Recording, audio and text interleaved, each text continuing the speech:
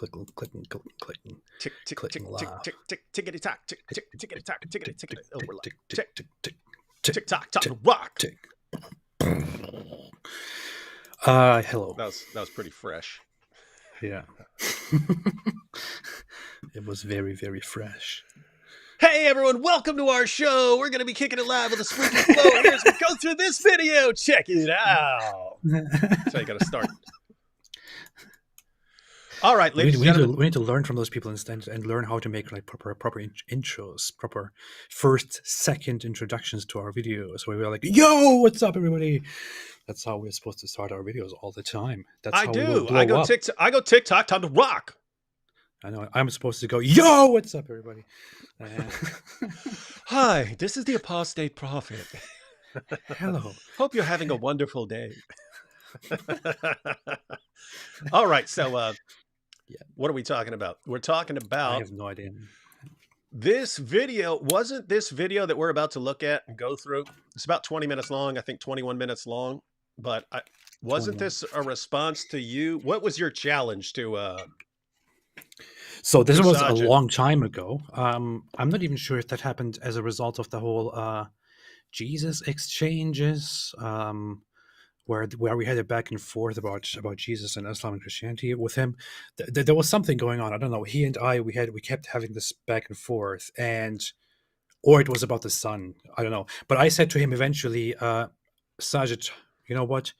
How about we settle this in a debate? We actually sit down and have a debate about whether Islam is true or not. Let's do this. And then what he did was he said, "We don't settle things like that. We settle things by chopping your head off, you apostate scum." No, but he did publish this video, which he titled "Debate: Is Islam True?" or something like that, and then basically quickly, briefly referenced my challenge and said, "I have recently been challenged to debate, is Islam true? And I take the opportunity to make this video." And then he just talks about why Islam is true. The funny thing is, although this video is a response to me, and was published quite a while ago, I never actually watched the video because I made the challenge to have a debate. As soon as I saw that he made a response video, and it was like, "We're not going to have a debate. I will now preach." I thought, yeah, okay, I don't care anymore. So I never watched it. I don't know what we're going to. So this will be new information for you. Yes. Well, yes. You might convert to Islam because, he lays out his case. Probably. He lays out his case that Islam is true in this. Probably. Powerful. And powerful stuff. I will believe Saajid Lipham. Yeah. Yeah, anything he says. Yeah, anything. Pretty much. What is this? What is this, man? David, do you vote for Trump? Let's go 2024. I've never voted for anyone in my entire life. Really? And I doubt I ever will. Really? AP's voting for Erdogan at the embassy. I actually haven't voted for anybody in my life either. Yeah. It's very fun. So, are you ready to get into this video, this powerful video? Yeah, I will be. Our minds will be blown and we will probably come to the conclusion that Islam is true. Let's start immediately. All right, let's get into this, ladies and gentlemen. So this is Saajid Lipham responding to AP's debate challenge by making a video that's called The Debate, even though it's him talking and sharing clips from Farid. So let's check this out. Bismillah, walhamdulillah, wa salatu wa salam ala rasulillah, assalamu alaikum wa rahmatullahi wa barakatuh, and welcome all viewers. Recently, I was challenged to discuss the topic, see, that's you. Is Islam true? So I'd like to take this opportunity to address this question for those who are truly sincere in searching for the truth. This topic is something we can approach from countless angles and discuss for the remainder of our lives, so it's not like one video could possibly cover everything. However, I'd like to begin this journey by mentioning 3 specific steps I believe one will follow in order to reach the conclusion that Islam is true. That's interesting. He says, there's obviously way more evidence that he could give, but he's just going to share some of it. But we can assume that he's giving like his best stuff, right? If he's responding to AP's challenge, and let's suppose he thinks there's 50 hours worth of evidence. If he's making a 20-minute video that's responding to your debate challenge, he's obviously going to present his best stuff. That makes sense? Yeah. It's kind of weird, the whole the way he even addresses this and starts is he has been challenged by me, which he doesn't mention, and then he says, for those who sincerely the name that shall not be named. Yeah. He later also made a video where, like, stop following these people, and then there's just a silhouette of me on the thumbnail. It's so funny. Aiden said, if Hikmah was a person, it would be Saajid. Yeah. The embodiment of Hikmah. This man's got the Hikmah, ladies and gentlemen. You all right. got the Hikmah. So he says, there are three things here he's going to point out. Step number 1 is acknowledging the fact that we human beings, as well as the universe we live in, were created. We were brought into existence. Therefore, something must have brought us into existence. Yeah, AP. Step number 2 is understanding that the one that brought us into existence, the one that designed all of this and maintains it, must uniquely have all of the most perfect attributes and be free from all deficiency. Then the third and final step is accepting the fact that the Prophet Muhammad, peace be upon him, was the messenger of that creator. The creator we refer to as God or Allah. Now, we could spend countless hours discussing any of these 3 steps.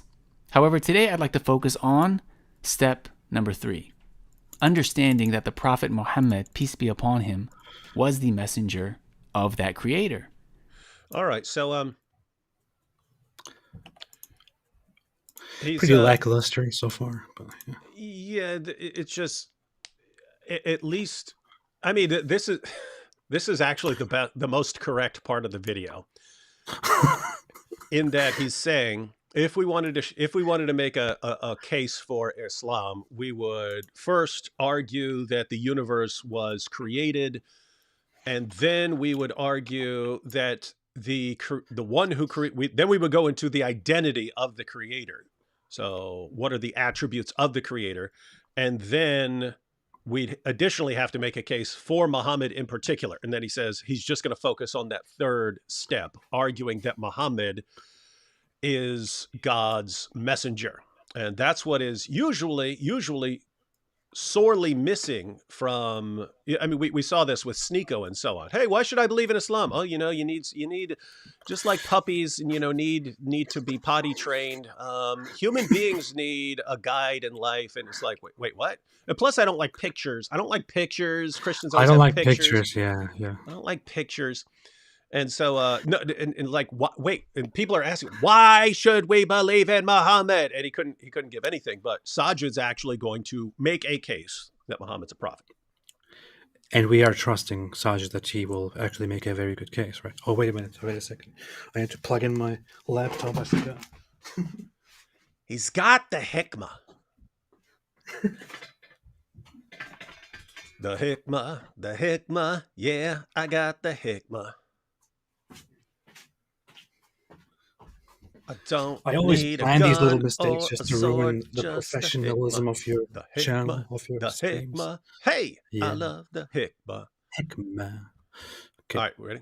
That Allah chose to communicate with us through prophets that he sent, and the final prophet he sent, whose message has been preserved to this day, was the Prophet Muhammad sallallahu alaihi wasallam. Now, Farid Responds posted a series of 29 videos recently where he discussed this topic entitled we should go through every one of them. That's so today I just wanted to share some clips and highlights from that series.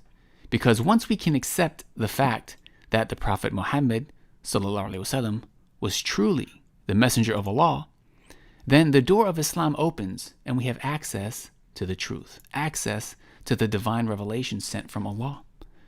One thing I want to preface with before we begin is that an important distinction between Islam and everything else is that this tradition is based on proof.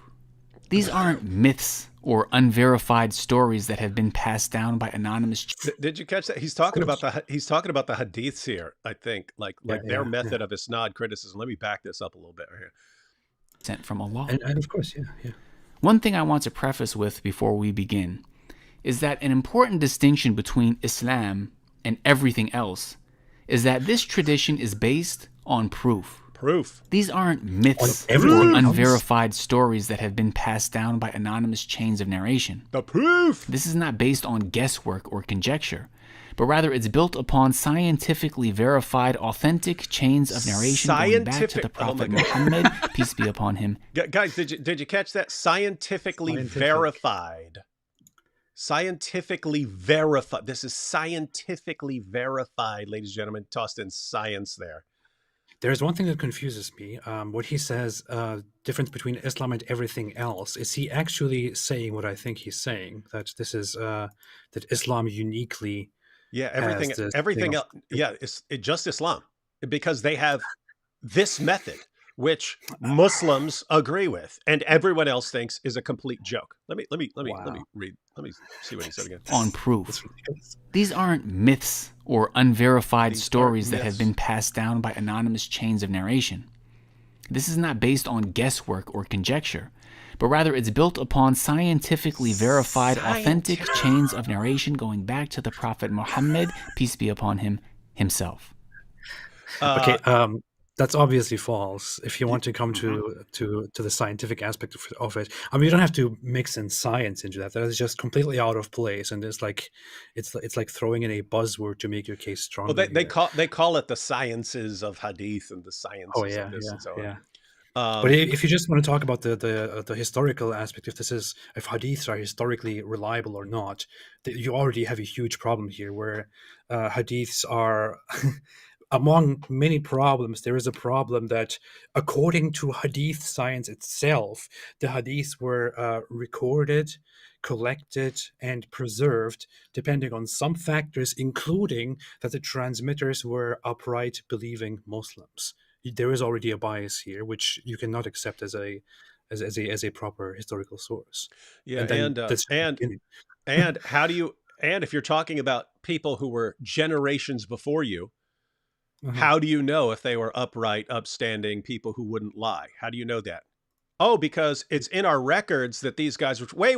I thought you can't trust the records without the isnad. How do you ever get started with that methodology, right? In other words, if I say I got it from so-and-so, got it from so-and-so, got it from so-and-so, who got it from Bob, how do you know if you can trust Bob? Obviously, Bob you would have some sort of record saying Bob is reliable. Okay, how do you trust that record of Bob? Because you're talking about something that's generations before you. Oh, we've got this other source. Okay, why do you trust that other source? Well, in other words, what? Because it's got this isnad. Okay, how do you know you trust the names on that isnad for the guy who knew Bob and said he's upright and upstanding? How do you know that? How do you trust that? Because the isnad. Okay, how do you know you can trust all those names? Because we looked them up in our. It's impossible to get started with this methodology if you take it seriously. But this scholar said that guy is good, according to this other scholar who said that guy is good, who heard from this other scholar that guy is good. And I mean, Bob is obviously a reliable person. Hey, check this out. You ready? Yes. This is from Joshua Little's dissertation. There are not a lot of non-Muslim hadith scholars. There's only a few that I've heard of. Joshua Little is one of them. He is a non-Muslim hadith scholar. And here he sums up the position of hadith scholars on the reliability of the hadiths. And so he's talking about, Bukhari, Sahih al-Bukhari, Sahih Muslim, Sunan Abu Dawud, all these, right? That hadith are unreliable. That any given matan, that matan is the actual like story or the content of the hadith. Yeah, the text. Yeah. That any given matan cannot be taken at face value as an accurate datum from the first Islamic century. And that any given isnad cannot be taken at face value as an accurate record of a matan's provenance, cannot be seriously contested for multiple reasons. He's saying that you can't trust the hadith, that you can't take these hadiths at face value, cannot be seriously contested. And then he gives reasons. His first reason is that everyone during this time, everyone of every religious background was making stuff up during this time. It says, firstly, there is an overwhelming prior probability based upon the ubiquity of fabrication and pseudepigraphy in late antique and medieval religio-historical pagan, Jewish, and Christian inscriptions. Second, there is the high frequency of contradictions within the Hadith corpus, which necessitates the occurrence of a huge amount of huge amount of fabrication, interpolation, and or, oh no, what's he going to say? What's he going to say? What's he going to say? What's he going to say? Mutation. Whoa. Like an X-Men. And therefore, skepticism towards any given Hadith, saying you should be skeptical towards any given Hadith. Thirdly, there is the ubiquity of fabrication and interpolation, both reported and demonstrable in the Hadith corpus, which again casts doubt upon the rest of the corpus. Fourthly, there is the rapid, extreme mutation and growth of reports that evidently took place over the course of a century or more of oral transmission, which means that any, notice what he says here, which means that any given matan, regardless of the isnad, is likely at best heavily distorted and at worst obliterated beyond its original form. So best case scenario, it's distorted, heavily distorted. And it only gets worse from there because obliterated I'm beyond confused. its original. I'm confused. Saajid just said that it is scientifically verifiable. Yeah. By Sunni Muslims who like Sunni sources and approve of the Sunni methodology that they were told is this great methodology. This is what historians think of this method. They think it's a joke, right? And I'll just end here because he keeps going. He keeps wrecking the reliability of the Hadith. Fifthly, there is the belated emergence of Hadith as a genre and corpus largely during the 8th and 9th centuries CE, which straightforwardly precludes the authenticity of most ascriptions to the 7th century CE. What he's saying here is the methodology developed later, and therefore, when you're seeing these first century ascriptions, oh, so-and-so got it from so-and-so, the methodology didn't exist then. That's what he's saying. And therefore, when you see this list of names going all the way back, he's basically saying, come on, the methodology developed later. How were these guys who didn't even have the methodology yet, how were guys who didn't have the methodology using the methodology in the first century of Islam? It's like, and I'll give you an example of people who are doing stuff. There's a hadith, there's a Sahih hadith where Muhammad says, follow the sunnah of the rightly guided caliphs. And it's like, why would Muhammad be talking about the rightly guided caliphs? The rightly guided caliphs didn't exist yet. Someone could defend it and say, well, he's a prophet. He knew the rightly guided caliphs. Yeah. He gave them a lot of information on what to do after his death, right? Because that's why they ended up fighting wars over it. But that's a perfect example. Rightly guided caliphs didn't exist yet. Why is Muhammad supposedly talking about them? It's clearly fabrication, and the timeline is way off. Well, that's what Joshua Little is saying about the methodology that Muslims are using. The methodology came about more than a century after the time. How are you acting as if people in the first century were using this method that did not exist yet? It's weird. There is another hadith as an example that I think of quite often, which is where Muhammad is supposedly talking about the Khawarij, the extremists who are neither Sunni nor Shia, and the hadith goes something like, did the Prophet ever say anything about the Khawarij? And then yes, one day he said there will be people who will be religious, but their faith will not go beyond their throats, and this and that. It's obviously one of those things where it's like totally misattributed or entirely made up, along with many other things. Like it's just, it doesn't really make sense. Hey, now notice we were just addressing, we were responding to Saajid's claim that there is this these hadiths are so reliable. It's such a great, they're scientifically verified. And any actual historian who looks at this goes, what is this nonsense? It's the stupidest method I've ever heard of in my entire life. But apparently someone wanted us to insult Muhammad, which we weren't. Oh, Nice. He just kept saying, he kept posting names, calling you Apis. That's nice. Yeah, That's cool. Isn't that good? Yeah. Hey, Daoud. You know what I always do? I always respond to that with Mopus. Yeah. You know, House of Hikmah is already responding, and so is Leo. Notice they're all calling Muhammad names now because of this guy. yeah. Hey, Daoud, Muhammad's a child molesting, murdering rapist. Your prophet. You worship a child molesting, murdering rapist. We weren't going to do this. We weren't doing. We're gonna respond to arguments, but you want to start with insults, right? That's fine. We are happy to insult your fake child molesting, murdering rapist of a prophet. Want to? It's all your fault, dear Islamists who come with personal attacks. Every When you start this, don't think you can just say whatever you want and you will not get hurt in return. Your feelings will get hurt. Your religious feelings will get hurt in return. We know your exactly religious how to hurt feelings. them. All right. So if you want us to continue heaping insults and abuse on your fake prophet, happy to do so. All right. So Nice. so Saajid's first little sub point there about the awesome reliability and the science. We're the only ones. I mean, think about the absurdity. Think about the absurdity. We're the only ones that have this method where you're using sources written centuries after the events, and then your guys come up with some methodology saying, oh, as long as we've got a list of names on there. And what do they start doing? They all start fabricating lists of names. But if you like the story and you like the list of names and so on, then this gets our stamp of approval. And you think that is like the greatest method that historians have ever come up with? It's the dumbest methods historians have ever come up with.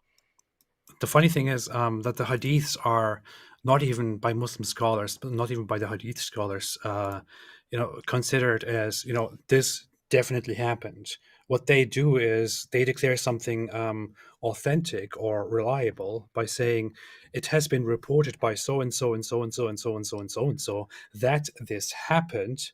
So what they then do is they don't say the Prophet said this. What they actually originally used to say, and what serious Islamic scholars still say, is that according to the traditions, Muhammad said this, because they themselves can never be sure what he exactly said. So for someone like Saajid then to sit down and say that this is scientifically verifiable shows that he doesn't have a proper understanding of how science works. Yeah, and if you read the non-Muslim hadith scholars, and what they're pointing, how this actually worked was, for a while, you would simply quote someone as an authority. You didn't have to be tracing this back to Muhammad. You say, I got it from so-and-so who was a respected person, right? So he was a respected figure.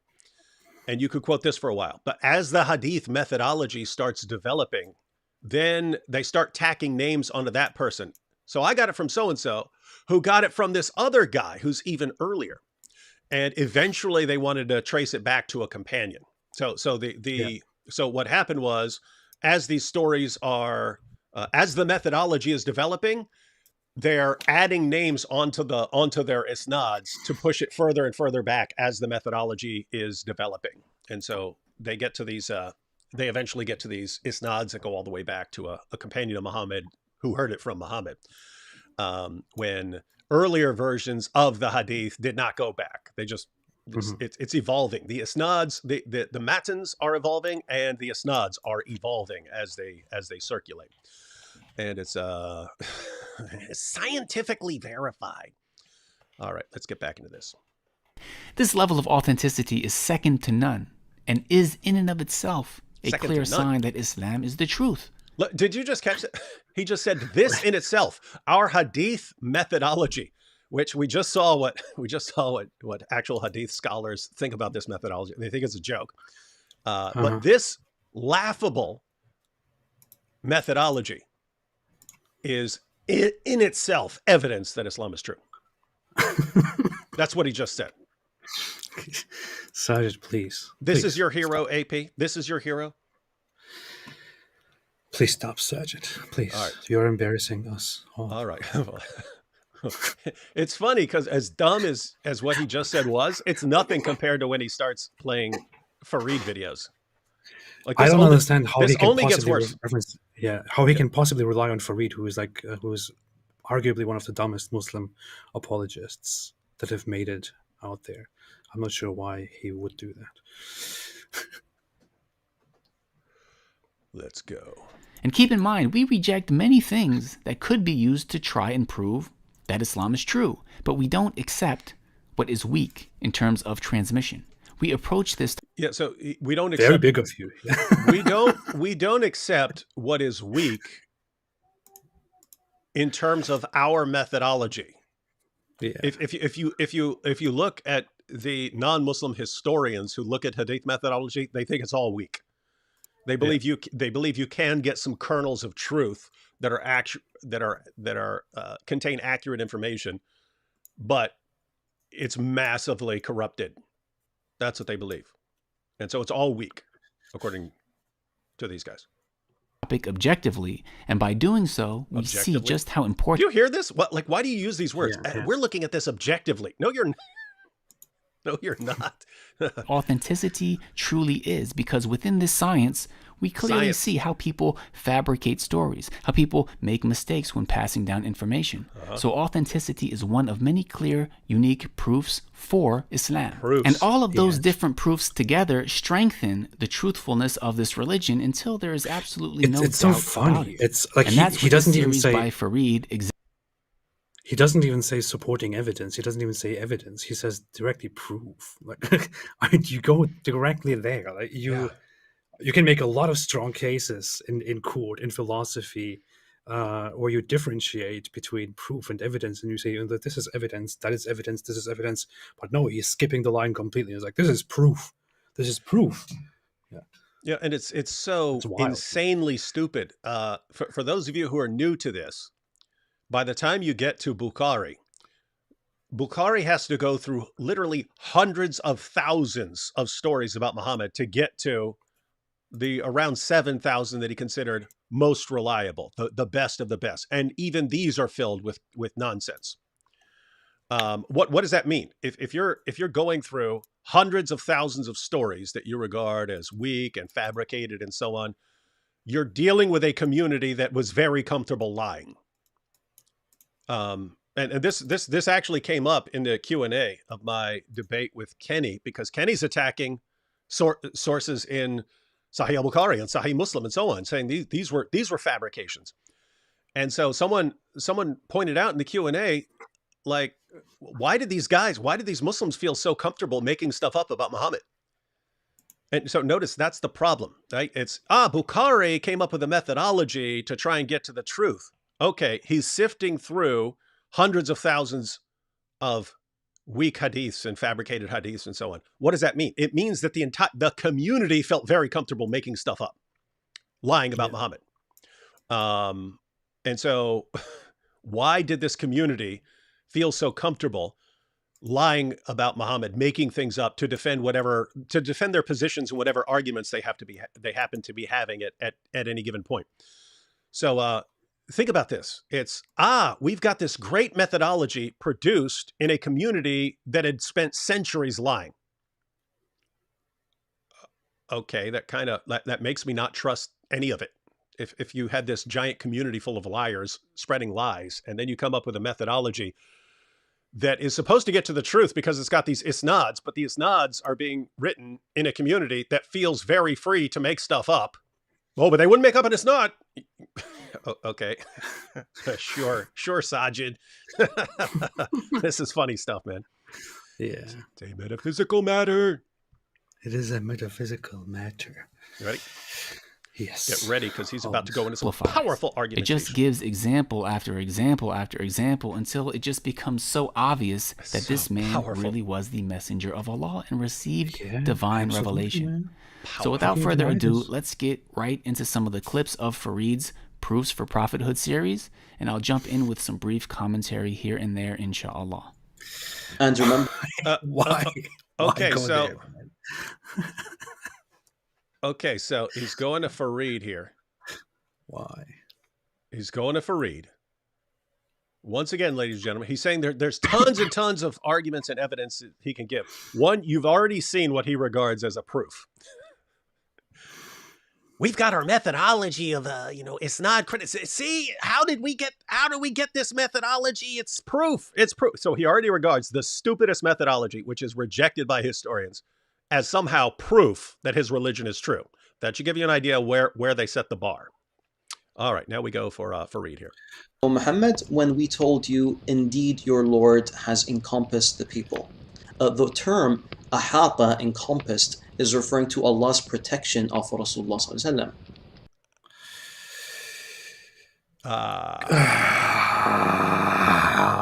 boy. Does he say more about this? Do you want to let him finish? Oh, yeah. I'm trying to decide whether to let people actually read the verse or let him finish talking first. Let's let him talk a little more. Now, this is significant for several reasons. This in itself is a prophecy, because he just called it a prophecy. The man literally just called this a prophecy. All right, we've got to go ahead and read the verse. We've got to go ahead and read the verse, ladies and gentlemen. Here we go. We could pick a translation. So Yusuf Ali there. So this is Surah 17, verse 60. Behold, we told thee that thy Lord doth encompass mankind round about. We granted the vision which we showed thee, but as a trial for men, as also the cursed tree mentioned in the Quran, we put terror and warning into them, but it only increases their inordinate transgression. AP, do you see a prophecy in here? Nothing at all. I see descriptions. That's it. You don't see the prophecy? It's right there in the word encompass. Farid just said it. Everyone, I want you to read this verse. I put this verse on the screen for a reason, just so you'll read this. Farid just said this is a prophecy. Behold, we told thee that thy Lord doth encompass mankind round about. Ha ha! God encompasses mankind. Oh my goodness. It's a prophecy. That's what he just said. Everyone good there? So you got that so far, AP? That's the prophecy. Definitely. And Fantastic prophecy. you know what? Let's do something fun. Let's actually look at the context to see if the context gives that. Mm. So we'll look at that. We'll look at the verse before and after to see if we're getting verification that this is some sort of prophecy. So we go to the verse before it. And nothing could have hindered us that we should send signs, except that the ancients rejected them. And we gave to Samud the she-camel, a manifest sign, but on her account they did injustice. And we do not send signs but to make men fear. So verse 59 is one of the excuses for why Muhammad can't perform miracles. And then the next verse is, and when we said to you, surely your Lord encompasses men. So I'm not getting anything about a prophecy there. Let's check the next verse, Surah 17, verse 61. And when we said to the angels, make obeisance to Adam, they made obeisance, but Iblis did not. He said, shall I make obeisance to him thou hast created of that? So then it goes into the story of Satan refusing to bow down to Adam because Adam is a creation and Satan didn't want to bow down to anything other than Allah. Good guy, yeah. Which made him well done. Yeah. a faithful, devout Muslim. Yeah. So notice, there's nothing. If I was Satan, I would think this must be a test. Allah wouldn't ask me to bow down to a creation. I will not do this, and I'm pretty sure Allah will appreciate that. Yeah, notice what you just said is absolutely correct. I mean, if Allah, who's a cosmic trickster and always giving people, always putting people to the test, if he comes up and says, "Hey, you're all Muslims, right? Yeah, we're all Muslims. All right, bow down to Adam." Like, wait, what? Is the correct answer no? Yeah. I would think, I know this one. This is a test. Clearly, I'm not doing it. So, yeah, that's what I would say. But no, that means I'm evil. Check this out. This verse assures the prophet that thy Lord encompasses mankind in both power and knowledge, and that none of their actions can overcome his ability to protect and aid the prophet. That's one interpretation. Others maintain that it refers to God's informing the prophet of his eventual victory over the idolaters of the Quraysh at the Battle of Badr, and in general. The vision that God grants the prophet is most commonly understood to mean the vision he received at the night journey when he was taken from Mecca to Jerusalem, blah, blah, blah, blah, blah. And then it goes through other interpretations. Alternately, some suggest that this vision refers to the dream the prophet had. Notice, no one has any clue what this is talking about. Some say this, some say that. Some commentators say it means this. Some commentators say it refers to that. Some say this, some say that. And then we've got Farid in here saying, you see, it's a prophecy. So I just wanted to point that out. AP, by the way, this reminded me of my first encounter with Islamic apologetics, which was in prison. I had a friend who was the imam of the community, and he said, "Hey, let's go watch this video that really blew my mind when I watched it." And so I was like, oh, okay. So we went down to watch this video. The entire video was on scientific miracles of the Quran. And they would keep doing this. And he wasn't catching it. Just like people don't catch it when Farid does it, right? They'll say, they'll give a verse and they'll say, oh, this means this. And then they would go into some long scientific explanation of how it's right. And I would look and I would just, that's not what it says. It doesn't say that. It's not saying anything like that, but he just did it, right? You know, right here, it says Allah encompasses mankind. This is Allah's prophecy that he would protect Muhammad in all of these situations. It's like, what? That's not what it says. It doesn't say anything about that. This is weird stuff, man. This is similar to in the debate that I had on the weekend with that guy Hussein. He gave an argument for scientific miracles in the Quran, where he mentioned something. You probably heard of that reference. He mentioned something about how on the day of judgment, there will be a blast and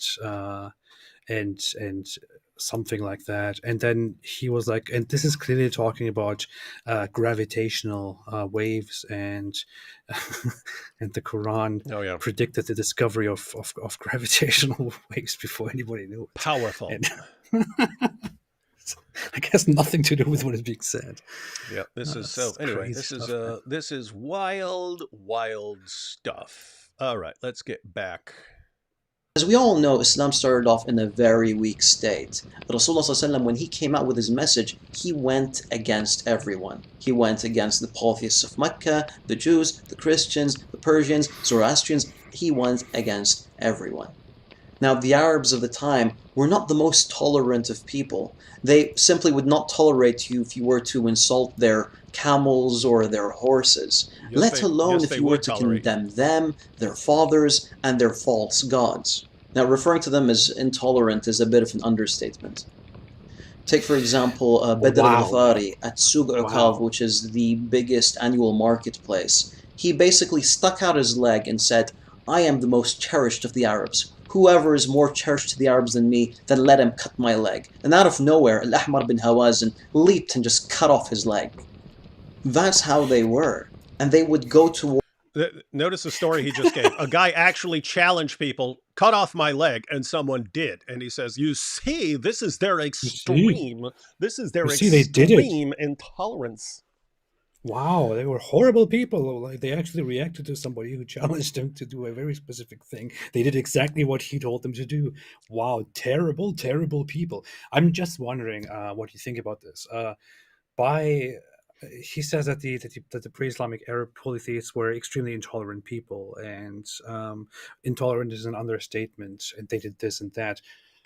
Anybody who knows about pre-Islamic polytheism and who knows about post-Islamic Muslim Arab society, do you think the pre-Islamic polytheists were more intolerant, or do you think the Muslims were intolerant? In fact, do you think the Muslims today are more intolerant, or the pre-Islamic polytheists are more intolerant? Hey, you want some examples? There are comments there are comments that are getting blocked that I still see because yeah, my software here is still patches them through to me, even if they're blocked because of words they contain. But over and over and over again, this is being spammed. David, censored your dead son. Listen, the legend, you got to take out the F word if you want to say something about my son. And on that no need, AP. on that note, look, here is pages of the Quran. Look at that. Pages of the authentic Arabic Quran. And whoa, oopsie. Oh no. Oh no, look what happened. Look what happened to those beautiful pages. Oh no. Oh no, what happened? Why Wow, did this happen? those Who poor caused this? poor Oh, Quran no. pages that this guy Oh no. these poor Terrible. Quran pages that this guy wanted you to rip up. Yeah. Terrible. Very sad. So we're talking about the intolerance, the intolerance of the pagans, and you brought up an interesting point because it's weird. You have Muslim apologists. You have Muslim apologists constantly. I mean, constantly pointing out that the pagans were so intolerant, and it's like, wait a minute, Muhammad lived for 12 years as a fake prophet in Mecca and walked out with his life. He made it out with his life. And you brought up the point, who's more tolerant, them or let's say Muslims of today? AP, you tell me right now. If I went to Mecca right now and started preaching against the religious beliefs of the people of Mecca today, would I last 12 years? You wouldn't make it alive for a minute, or I don't know. You would probably I be think I'd make lynched it. and die very quickly. I think I'd make it 12 seconds. I do not think I would make it 12 minutes. I don't think I would. I really do not believe I would make it 12 minutes preaching against. I don't. Yeah, no. I would give it. I want to be a little bit more tolerant and give it maybe I don't know, 1 minute, 2 minutes. I don't know, something like that. But you would be quickly lynched and killed. Yeah. Yeah. Now look at what because he's going on this tirade about how intolerant, how violent and intolerant the pagans of terrible people Mecca were. Let's go ahead and let's look at this. Quraysh begin to oppose the messenger of God. Look at this. This is the history of Tabari, volume 6. Ibn Humayd from Salama from Ibn to Ibn Asaq. The messenger of God proclaimed God's message openly and declared Islam publicly to his fellow tribesmen. When he did so, they did not withdraw from him or reject him in any way, as far as I have heard, until he spoke of their gods and denounced them.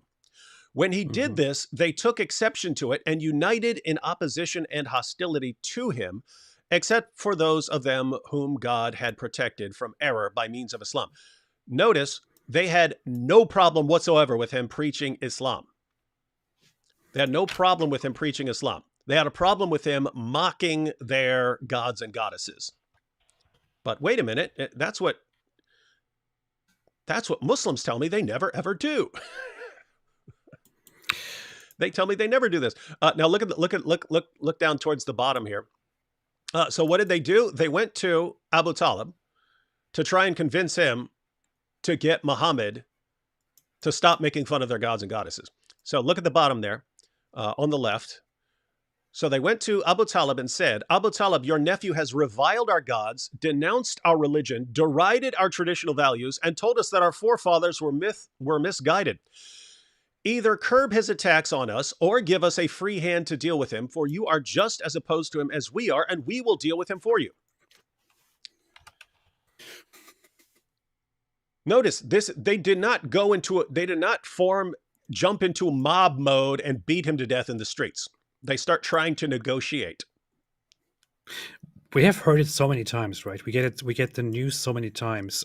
If today in Pakistan a rumor starts spreading that somebody in the society said something or did something offensive about Muhammad or the Quran, the person is often lynched by a huge mob and brutally killed on camera. And we have quite a few records of this from the last years. In fact, if you want to talk about somebody being a prophet and declaring their own religion, there was a woman who was who started pretending to be a prophet in Pakistan, and she barely, that was, I think, just a while ago, and she barely made it out alive and was in the end arrested by the police and is facing serious charges now. So this happens in today's Muslim societies. But Farid and other Muslims are telling us that the They were the pre-Islamic intolerant polytheists, ones. they were very, very intolerant. Although they didn't even do anything, they let them live there for a decade. Yeah. Now let's look at one more example here. So this is also from because now we get the worst of the worst thing that ever happened. So this is on the left-hand side. That last paragraph there, we'll skip the names. I said to him, "What was the worst attack you saw by the Quraysh upon the messenger of God when they openly showed their enmity to him? What was the worst? The worst of the worst. This is the worst these super intolerant people ever did." He replied, "I was with them when their nobles assembled one day in the Hijr and discussed the messenger of God. They said, 'We have never seen the like of what we have endured from this man. He has derided our traditional values, abused our forefathers, reviled our religion, caused division among us, and insulted our gods. We have endured a great deal from him,' or words to that effect." Notice, would I survive 12 years if I went to Mecca today and I derided their traditional values, abused their forefathers, reviled their religion, caused division among them, and insulted their God? Would I last? You wouldn't survive in any Muslim country. While they were saying this, the messenger of God suddenly appeared and walked up and kissed the black stone like a good pagan. Then he passed by them while performing the circumambulation. And as he did so, they made some slanderous remarks about him. I could see from the messenger of God's face that he had heard them, but he went on. When he passed the second time, they made similar remarks, and I could see from his face he had heard them, but again he went on. Then he passed them the third time. How have they not killed him? How have they not jumped on him? These super intolerant, enraged mob of violent criminals. Now look. Then he passed by them the third time, and they made similar remarks. But this time he stopped and said, "Here, men of Quraysh, by him whose hand Muhammad's soul rests, I have brought you slaughter." He promises to slaughter them. They were gripped by what he had said, and it was as though every man of them had a bird perched on his head. Even those of them who had been urging the severest measures against him previously spoke in a conciliatory way, using the politest expressions they could think of, and said, "Depart in true guidance." Wow. This is the worst. Terrible. The terribly intolerant people. Wow. What was the worst treatment that you ever saw from these horrible, violent, extremely, insanely violent mob of maniacs? What was the worst? Well, they started complaining about how he was deriding their traditional values and their gods, and then he promised to slaughter them, and they got real nice all of a sudden. That was the worst, man. That shows how intolerant these guys were. Terrible people. Intolerant is an understatement, guys, brothers and sisters. Isn't this insane? Like, notice, Saajid's playing these clips from Farid. They don't tell anyone any of this, right? Their viewers, their viewers don't know Tabari. Their viewers don't know what the polytheists of Mecca were actually. They don't know any of this stuff. So they're just hearing, these were the most intolerant people. They would just chop your leg off for asking them to chop your leg off. And people are going, "Oh my goodness, how could Muhammad have survived? You're right. It was a miracle. It had to be a miracle." And the Quran said the word encompass. And as we all know, the word encompass means that Allah is giving a prophecy that he's going to protect him from these violent people. Absolutely, man. This is wild stuff. What else could it possibly be? What else could it? The funny thing is, when you grow up as a Muslim, you actually learn that is what happened. That the pre-Islamic polytheists were very hateful people who were completely intolerant and who persecuted the Muslims and who persecuted the Prophet. And you learn all of these things, and you are basically indoctrinated with that whole idea, while also at the same time learning that that the Meccan phase was, like, quite long, and it doesn't occur to you when you are raised with that indoctrination that those two things combined don't really make much sense. Mm-hmm. If they were such monsters, why was he there for so long? Mm-hmm. Like, you are told this horror story of how the hijrah happened, how he fled from Mecca and they were after him and they wanted to kill him, and that's how terrible they were. But he lived there for a decade. But I don't know. You don't think about this stuff. Nope. And so notice this. Funny. This is the lead-off argument. The Quran says the word encompass. That's a prophecy that Allah's going to protect Muhammad. And he's going to protect him in what sort of environment? You have to dial up the nonsense. These are the most violent people who've ever lived, and Muhammad's challenging them all. And therefore, it's actually miraculous that he survived. Not that these guys were actually, compared to Muhammad's followers, these guys were extremely tolerant, and he promised to slaughter them. And they were still tolerant. This is amazing stuff, man. All right, let's let him over the most frivolous of reasons. Oh, that's now good. Compare this to someone who comes up to them and tells them that I'm a prophet from God and you are following a false religion and your gods are useless. Now the Prophet ﷺ, against all odds, not only survived the many assassination attempts, however, he also successfully spread the religion across the region, and this was only due to the protection of Allah subhanahu wa ta'ala. And he was and not due to the fact that they were significantly more tolerant than Muhammad's followers. Protected by Allah subhanahu wa ta'ala until his death and until the message. And Allah continued to protect him until he swallowed the poison and died like a dog. Was delivered. This day I have perfected for you your religion and completed my favor upon you and have approved for you Islam as a religion. So one thing Farid does in this episode is he takes... Oh, now we've got Saajid's powerful... He blows our mind with amazing things that we have never thought about. And that amazing scientifically verified proof that has been just recently confirmed in a laboratory with the world's greatest physicists. They confirmed that the pagans were as violent as Farid says, and they confirmed that the word encompass is a prophecy of the future. It's amazing, man. Hey, comment section, Mary says he also survived suicide. Yeah, also repeat. Yeah, but make that your argument, right? Muhammad repeatedly. We should make some arguments, right? We should make some arguments like that. Like Muhammad repeatedly tried to kill himself, and he did not succeed because Allah was protecting him, right? So it's a miracle. It's a miracle that a man could try to off himself so many times and not succeed. This means he's a true prophet. That sounds like a plot of a good dark comedy movie. A powerful dawah. All right, let's see what Saajid has to say about this powerful argument. Back to that time period. Since we live 1400 years later, we already know what happens. We already know that the Prophet ﷺ, he survives, he is successful, Islam spreads. We already know all of this. But imagine during that time when the Prophet ﷺ first you know what's out, funny?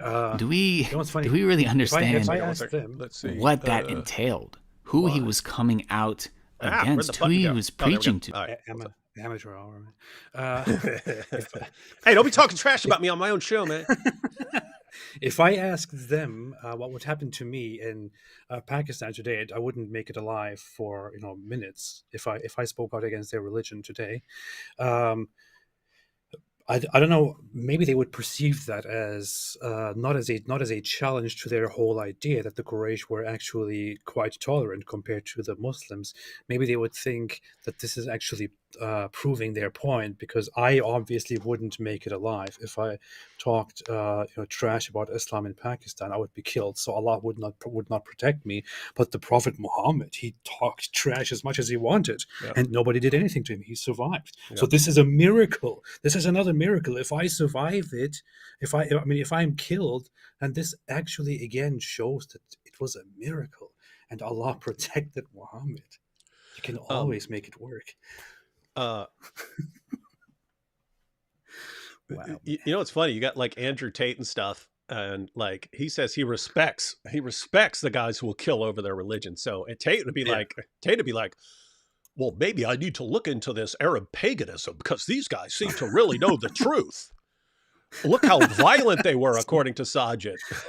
So if Muslims are too tolerant. If Saajid and Farid were talking to Andrew Tate, they'd have to be like, no, these guys were weak. They were super tolerant.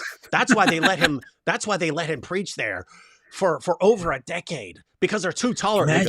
He'd be like, oh, they were tolerant. Oh, then I don't like it anymore. They'll just change it based on whoever's listening. Imagine the Prophet Muhammad ﷺ said so many terrible things about their gods, but they didn't even harm him. They were so weak. But then Islam came along and started slaughtering.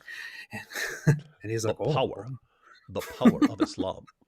The controversy that was coming as a result of what he was saying. And for Allah subhanahu wa ta'ala to protect him all the way up until the end, it's just something that's so fascinating if you really think about it. You know, imagine you were around during those formative years when he first, alayhi salatu wasalam, received divine revelation, and then he came out and he was saying things that were going against his people. And we see how harsh some of them were, to go to war, to kill, to fight, yet Allah protected him throughout the entirety of his message until the Quran was completely revealed. The religion was sent down. It was taught. Islam grew. It spread. The hadith, the teachings of the Prophet ﷺ, they were preserved and passed down. You know, it's something that we really take for granted. But if you think about, it's funny seeing him smile and happy. Of the Muslims, this is what makes him happy, and what they were up against. Takes a lot of pleasure. You think about how Allah protected them.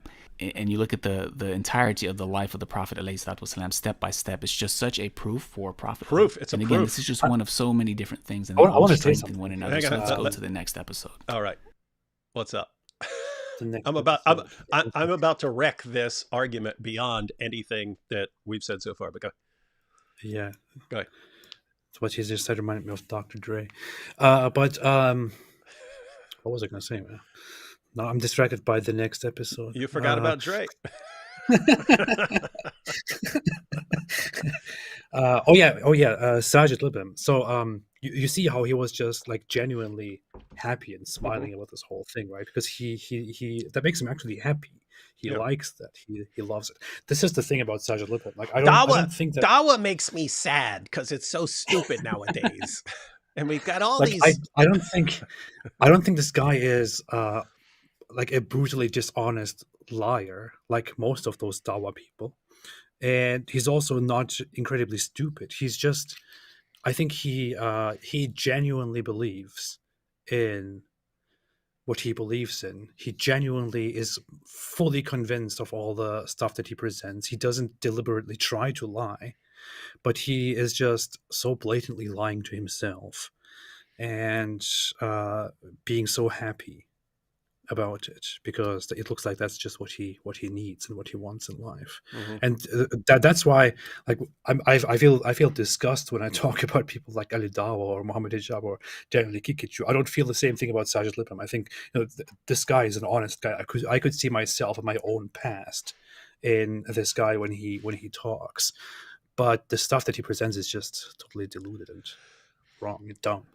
And the problem here is we could lay everything out that we just said. We could lay out and say there's nothing in the word encompass that is a prophecy that Muhammad is going to miraculously survive.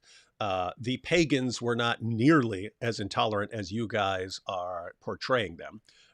We know why Muhammad made it. They were significantly more tolerant than Muhammad and his followers would become, and he had the protection of Abu Talib. So he had a protector, and eventually Abu Talib dies, and Muhammad leaves and goes to a different city.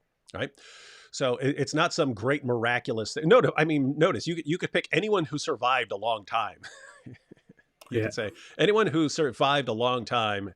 In a hostile environment, you could use this exact same argument. In fact, I'm going to do that right now. Are you ready? Yes. Look at here. This is chapter 1 of Paul's letter to the Philippians.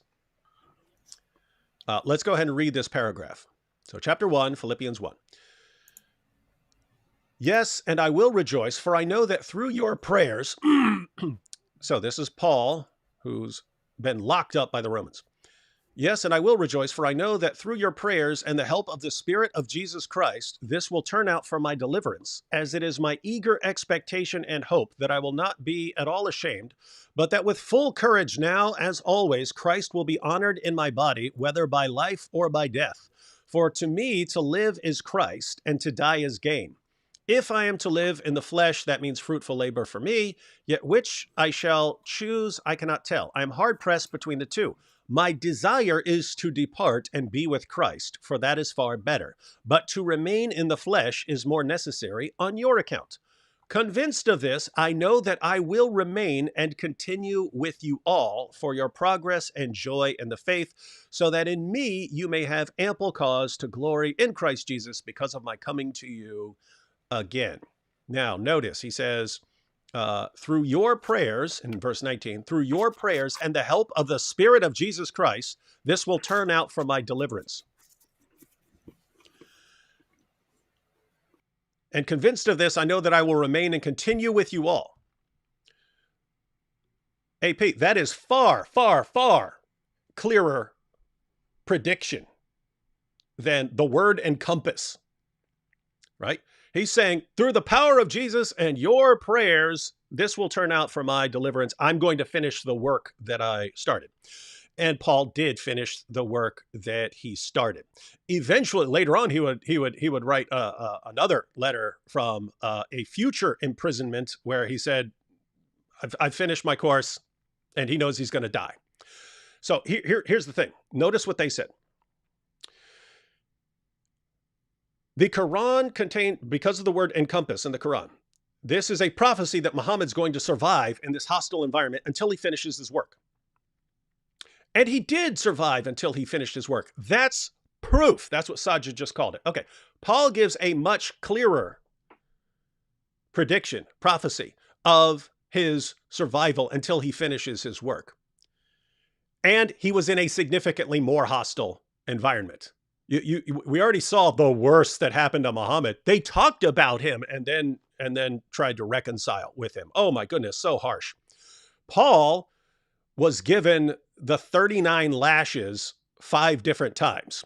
He was beaten by the Romans 3 different times. He was stoned one time. They tried stoning him to death, and they thought they'd won, and then he survived that. He was shipwrecked multiple times. He said he spent all day and night in the floating in the ocean after shipwreck. So anyway, Paul went through way, way, way more. And think about this. According to Muslims, the original followers of Jesus were devout Muslims, right? So the original followers of Jesus were devout Muslims, according to Islam. Muslims today view Paul as a horrible deceiver. Now think about this. Who is on Paul's side right now? Who is on Paul's side? The Romans are mad at him because he's proclaiming a Lord who is over Caesar. The Jews don't like him because now he's preaching the risen Jesus as Lord. And if Muslims are correct, Jesus followers were devout Muslims, they wouldn't have liked Paul for promoting shirk, that Jesus is Lord, saying that God has a son. Who would have been on Paul's side? No one. Every single group that was around Paul would have hated him, and some of them would have tried to kill him. And Paul, in the midst of all this, even in the midst of an imprisonment, says, actually, this is going to turn out for my deliverance so I can finish my work.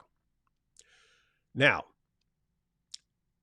ask Saajid and Farid how much evidence they think that is that God was protecting the Apostle Paul. Keep in mind, Muhammad at least had Abu Talib, and he had other people. He was rich because he married a rich old lady. Muhammad had a lot going for him in terms of protection. Paul, according to Islam, had nothing. I mean, he had no one supporting him. Now, we know in actuality, the Christian followers of Jesus supported the Apostle Paul and his work. But according to Muslims, no, those devout followers of Jesus were Muslims. So he had no one on his side.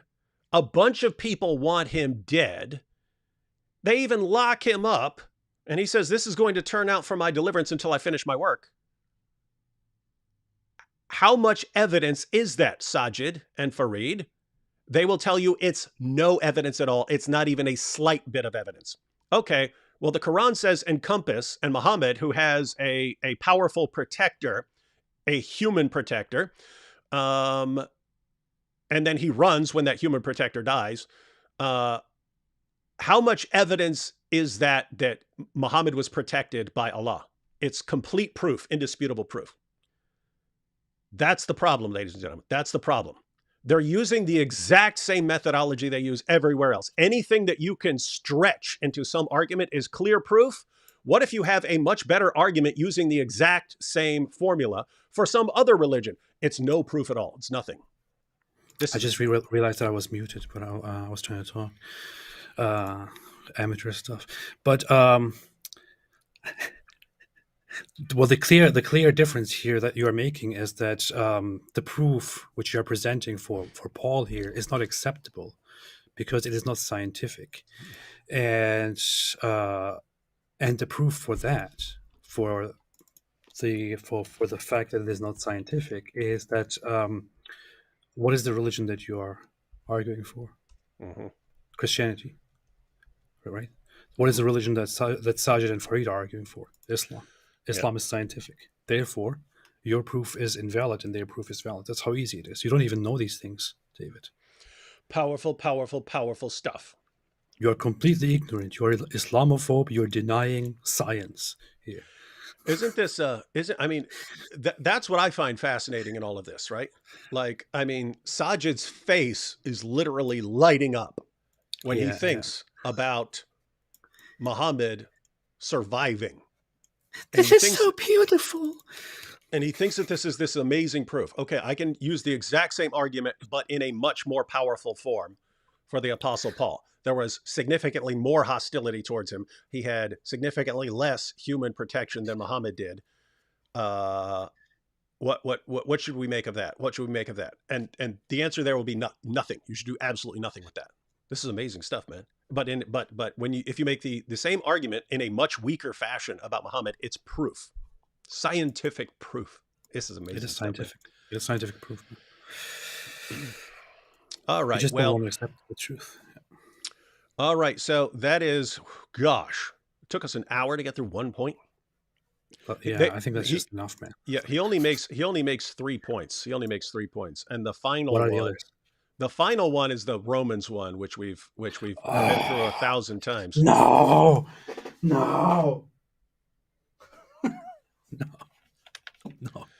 All right, let's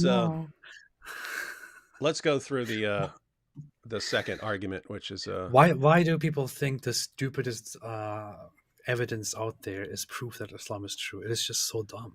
It is. It's like. Matter of fact, let's try and rapid fire this stuff. So we're not. Wow, man. Here we go. When the Prophet, peace be upon him, was in Mecca, surrounded by his foes, these verses were revealed. Say, if mankind and the jinn gathered in order to produce the like of this Quran, they could not produce the like of it, even if they were to each other assistants. Now keep in mind that the enemies of the Prophet, peace be upon him, could have simply produce something like it, and just by doing that, that would have been it. Now notice, this is so stupid. Hey, Muhammad issued the challenge. Produce. And you had different versions of it in the Quran. The one in Surah 2 says, produce a chapter like it. So that's the challenge. If you think that this isn't from God, then produce a chapter like this. And Farid is saying, it would have been so simple. Why didn't they just produce something like it? Okay, Farid, and he would have been done. He would have been laughed out of Mecca. It's so clear, right? Farid, who's the judge of this contest? Muslims, right? The same people who are dazzled and amazed by the mole on Muhammad's back and thinks that's the proof that he's a prophet. They're the ones who are going to judge this contest, right? And notice who we have examining the evidence for us right now: Farid and Saajid. These are the same guys who would say the Quran has been perfectly preserved right down to the letter from the time of Muhammad. No differences anywhere. Those are the same guys who would say that, right? Like extreme delusional level thinking. These are the same guys who will say, wow, Muhammad didn't get instantly killed. It's a miracle. And if you use that same argument about anyone else in history, they would instantly reject it. These are the unbiased people, right, who are examining this evidence. So the unbiased ones. The reason I'm bringing this up is that this actually happened. What Farid is saying could have happened, and I'm sure Farid knows this. He knows Ibn Ishaq.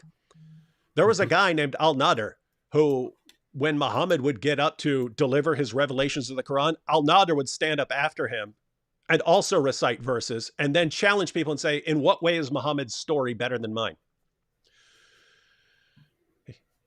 He's doing what Farid said. All you had to do was that, and then Muhammad would have been exposed and refuted. Well, Al-Nadir did that. And notice he actually challenged them. Okay, if you Muslims still think that Muhammad's story is better than mine, tell me how. Explain to me how his story is better than mine. And they couldn't do it. And eventually they captured him and killed him. That's how they respond. That's how they actually responded to the challenge. There's also what was that? In my conversation with Dr. Shahid Nasser, he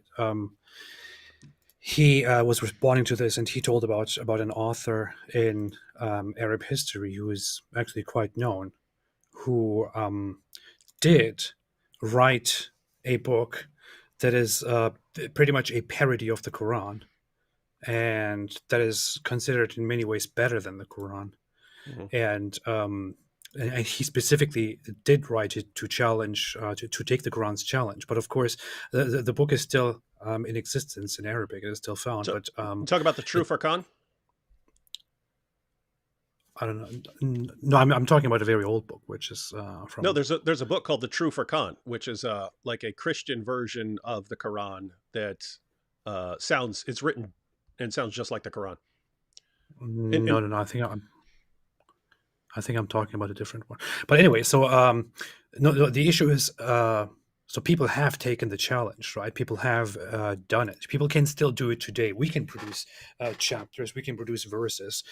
Nowadays, AI has developed. AI can take the challenge and actually write verses that are better than the Quran, or that are like the Quran in terms of knowledge, better than the Quran in terms of style, similar to the Quran, or better. I mean, anybody can actually write a book that is better. I mean, let me ask you this: how many lists have you seen that list the Quran as the best literary work out there? I haven't seen a single one. No, it's terrible. It's terrible. And it's terrible. And I've mentioned before, I do not say this because I disagree with the Quran. I disagree with a ton of stuff in Plato's Republic. Plato's Republic is a phenomenal, brilliant, insanely genius book. I disagree with a ton of stuff in Hume's dialogues concerning natural religion. Hume's dialogues concerning natural religion is a brilliant, masterfully written book. The Quran, I agree with Anthony Flew on the Quran. Anthony Flew is asked to compare the Bible and the Quran. So Anthony Flew is one of the prominent atheists of the 20th century. Back when atheists were like these gentlemanly guys and not like these rabid, angry, screaming about God all time people like AP. But Anthony Flew, a little before he died. So he'd spent the entire 20th century studying religions and so on. And he was asked if he eventually became a kind of deist rather than an atheist. And he was asked if he thought he would ever convert to a specific religion like Christianity or Islam. And he said, no, he doesn't believe in them. But he was asked to compare Jesus and Muhammad. He was asked to compare Jesus and Paul. He was asked to compare the Bible and the Quran. And he said, Paul was a brilliant scholar. Muhammad most certainly was not. He said, Jesus is an amazingly charismatic figure. Everyone wants to emulate Jesus. And he said Muhammad most certainly was not. And he compared the Bible and the Quran. He said, even as an atheist, I have to recognize the Bible as a masterful work of literature. He goes, to read the Quran is to do penance. Guys, no, penance is where you punish yourself for your sins. So he's saying, if you want to read the Quran, you're basically punishing yourself. And that's what it's like. I did a thing a few years ago. We were on vacation for the summer, and I decided to read the Quran once again from the very beginning to the very end without interruption, without long interruptions. And I just realized how incredibly hard it is to do that after you quit believing in it. It is already hard when you do believe in it to read it, because it's just an incredibly, insanely boring, disorganized, horrible book that constantly jumps from topic to topic, throws in random things that don't belong there, constantly ends things with "and Allah is merciful" where it doesn't even belong, repeats the same story 1,000 times, takes stories from biblical tradition and takes them in a very short, incomplete, and often wrong way. It is just a horrible book to sit down and read. But I just felt how hard it was to actually sit down and read through that book. It is torture. It is painful. It's really, horrible. really bad. And here is the thing. I mean, as David just said, if you made a competition today and said, "Hey guys, here is a competition. Everybody who makes a cake that is better than this cake will win a huge prize," and everybody then puts their best effort into it and makes a cake. I can come there and I can say in the end, no, none of those cakes is better than this cake. This cake is the best. Because why? I haven't even given you any of the criteria, any of the parameters. I am the one who is in charge of deciding which cake is the best. And I have already made up my own mind. I have already decided that this cake is the best one. No matter what you do, no matter what reasoning, no matter what justification, what arguments you give, I will dismiss every single thing. I will always find a new reason to explain to you why my cake is the best. Even if my cake tastes like dirt, I will say that is actually a feature of it. That is, that's what makes it special. That's what Muslims do about the Quran. So this is a nonsensical challenge. It doesn't make any sense, let alone be proof or anything for Islam. Yeah, if you really wanted to write something like the Quran, just take some other book and stick it in a blender and let it get all chopped up, and then just lay it out like that. Yeah, horribly disorganized. Allah can never say what he actually means. I mean, every time we bring up a Quran verse, what Allah really means here is, I mean, think what they have to do. Oh, look, what other book can use the word encompass, and yet it's a prophecy of the future to come, right? It's like, yeah.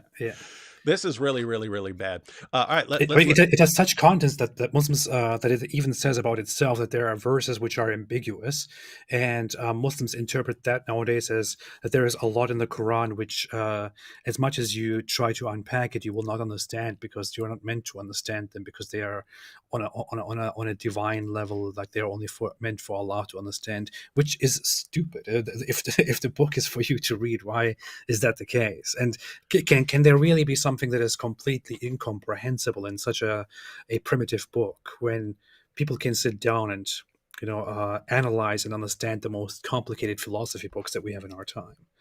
It is a dumb book, and the only way to actually be impressed with that book is to believe that Islam is true, which is already a very dumb thing. Hey, Farid Farid's over in the chat, man. Hey, Farid, if you want to jump in, just Farid and Saajid, you guys ever want to jump in? You can jump in.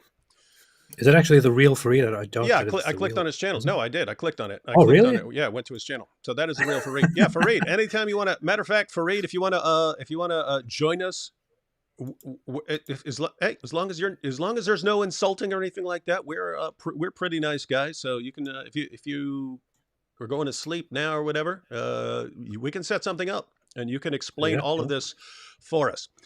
But yeah, let's let Definitely. Farid finish his point here in this No video. more And claiming then I'll to be a destroy it again. prophet. So how is it that he could make a claim like that? How is that even possible? Isn't there someone out there, an Arab out there, a poet that he's not aware of, someone with like great ability that could produce something like the Quran? Couldn't all the poets come together and produce something on the same level of eloquence as the Quran? The fact that he had the confidence to make such a challenge proves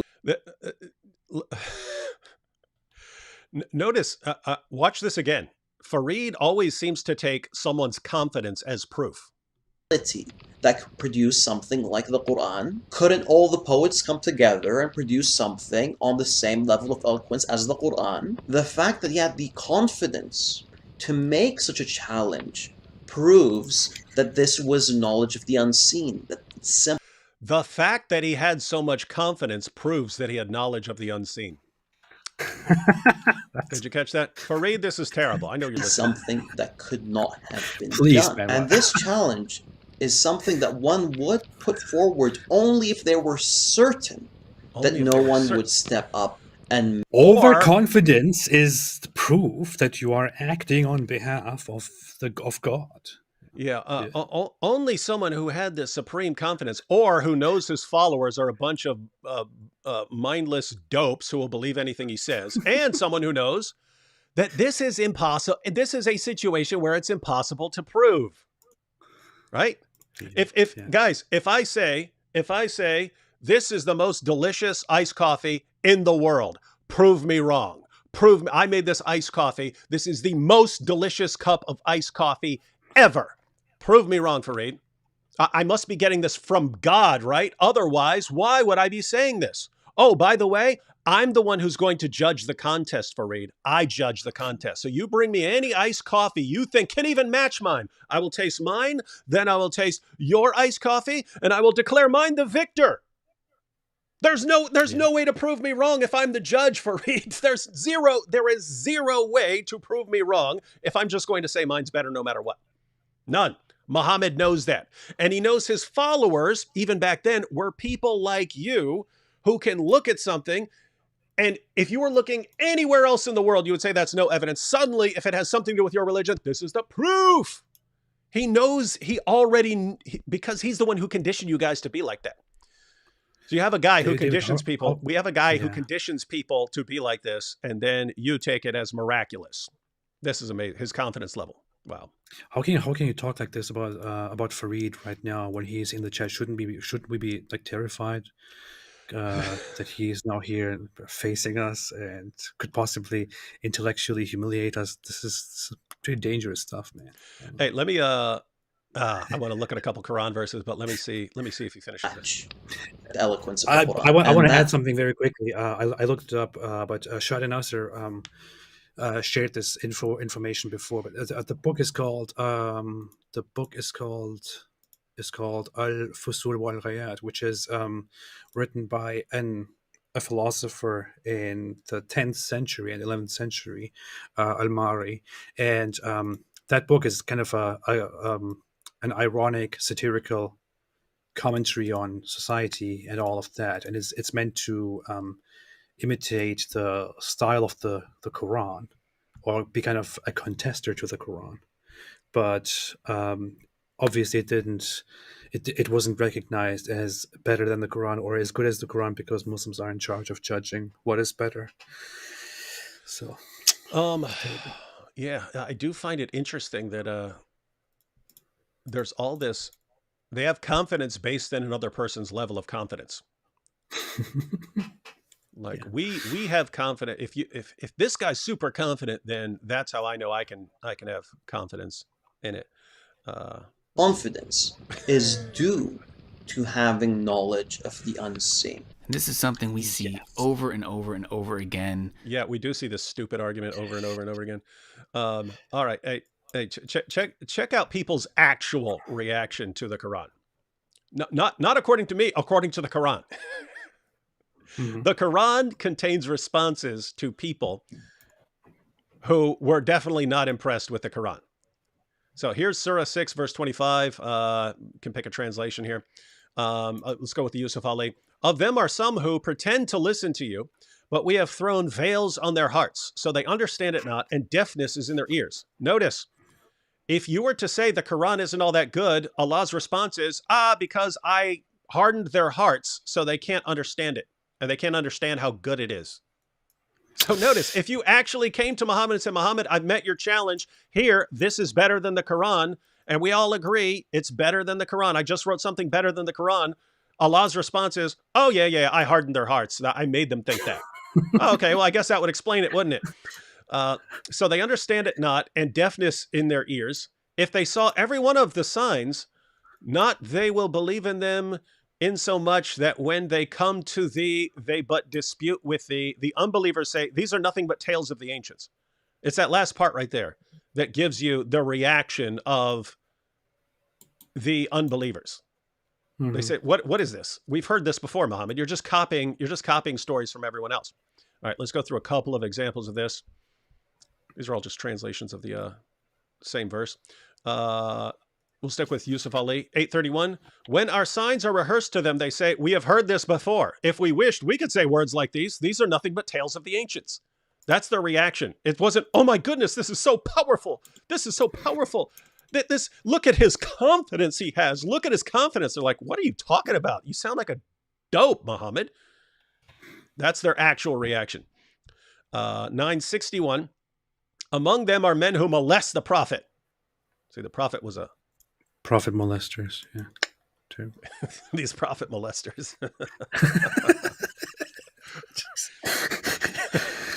They molested the prophet, then he molested Aisha. He continued the cycle. That's why you have to stop the cycle, ladies and gentlemen. Stop. What's wrong with you? Oh boy. Among good. Them are men who molest the prophet and say he is all ear. Oh, I like that. Look at it. They have to put all in parentheses. Look at let's go with the Arbery down here. And some of them hurt the prophet, saying he's an ear. I love that. I love that. That's what it actually says. He's an ear. Yeah. He's an ear. They called him an ear. What does that mean? It called him an ear because he's just repeating everything he hears from other people. Say, and so this is Allah's response. Say, an ear of good for you. He believes in God and believes the believers. And he is a mercy to the believers among you. Those who hurt God's messenger, for them awaits a painful chastisement. So they're Muhammad's coming up. Look at my powerful verses. They're so powerful. Look at my confidence level. I have supreme confidence. They're going, you keep repeating everything you heard from everyone else. Yusuf Ali, 16:103. We know indeed that they say it is a man that teaches him. The tongue of him they wickedly point to is notably foreign, while this is Arabic, pure and clear. We've been through that a bunch of times. Allah's response to the claim that Muhammad is plagiarizing other sources is, well, there's no way to plagiarize these other, poems and stories because, they're in a different language and translation is impossible. Translation's not a thing that can ever be done. Let's see. So this is 25. There's even, about this, David, there's even a chapter, a very short one in the Quran, which is one of the final chapters in the Quran right now, not chronologically, where Muhammad was still in Mecca. That is Surah Masad, or also called Lahab or whatever. And it's a chapter about Abu Lahab, who is considered one of the biggest enemies and relatives also of Muhammad, who when Muhammad gathers the people around him and declares his message to them, he reacts with, "Is this what you call this here for? May you perish." That's what it says according to the Tafsirs and the Hadith. So that was his reaction to Muhammad's brilliant stuff. And then the Quran responds to that, supposedly Allah responds to that in chapter 111 by condemning that guy and making a little chapter just about that guy, which goes, "May he perish and his wife as well." So Allah gets angry in response to that guy's annoyance with Muhammad's message. How dare you! And condemns him to hell. And that's basically what happens. So when people are annoyed by Muhammad's delivery and by Muhammad's message, and they react with such things to him, the Muslims, Allah becomes angry at them, Muhammad becomes angry at them, and those people become enemies. There is always an excuse here. Mm-hmm. 25:4. We'll go with Shakir. And those who disbelieve say, "This is nothing but a lie which he has forged." This is their reaction hearing Muhammad's new revelation.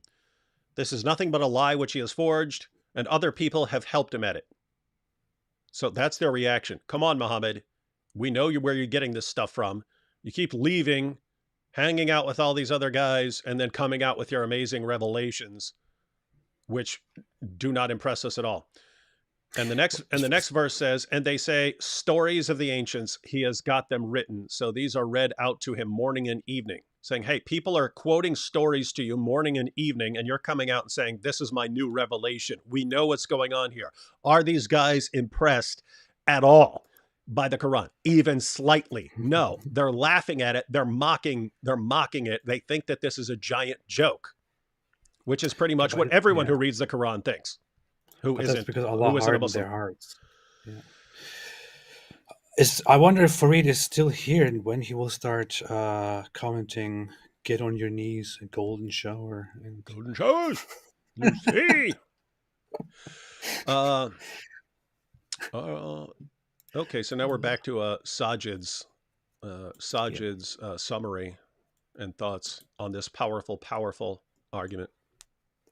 Throughout the life of the Prophet ﷺ, and Farid brings many examples throughout this series of prophecies fulfilled, of the confidence of the Messenger of Allah. Notice they keep saying it. He's so confident. Even though during these times he was weak. He was just starting out. Look, his face is lighting up again. It seemed like the entire world was against him. He had this confidence, and these prophecies came true. Now the Quran... Hey, you know who else had confidence? Joseph Smith. He must be a prophet. Oh, Mirza Ghulam Ahmed, who started the Ahmadis, he had confidence too. How could he have so much confidence if he wasn't the true second coming of Jesus as he claimed to be? How? He's so confident. My goodness, man. I am confident that I'm making the best. I have the best channel on YouTube criticizing Islam from an ex-Muslim perspective, and nobody else can do something like this. If they can do something like this, then let them come out here and do it. I'm pretty confident that I am doing the best, and nobody will ever be able to do it better. So this clearly means, due to my confidence here, which is unbelievable, this clearly means that I'm acting on behalf of God. So, hey, Farid and Saajid, I have complete confidence that this is the stupidest argument I've ever heard. I guess that makes it the stupidest argument I've ever heard, because I have this confidence.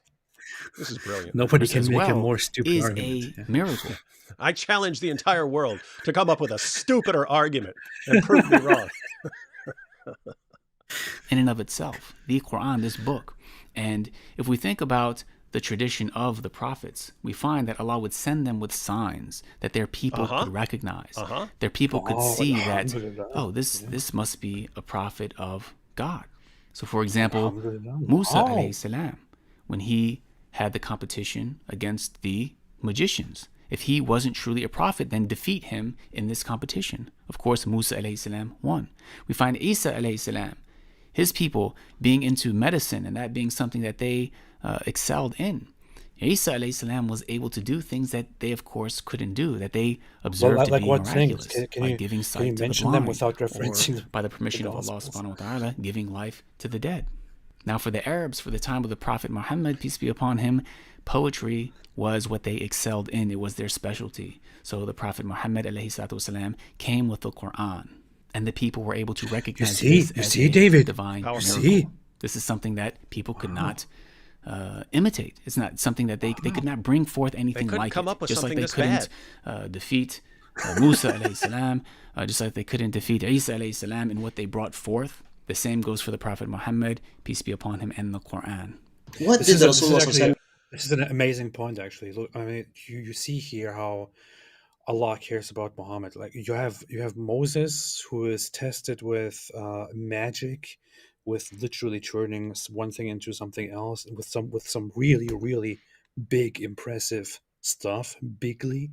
Then you have Jesus, who actually heals people and gives life and brings people back to life. And then you have Muhammad Look at my with poetry. book. Poetry.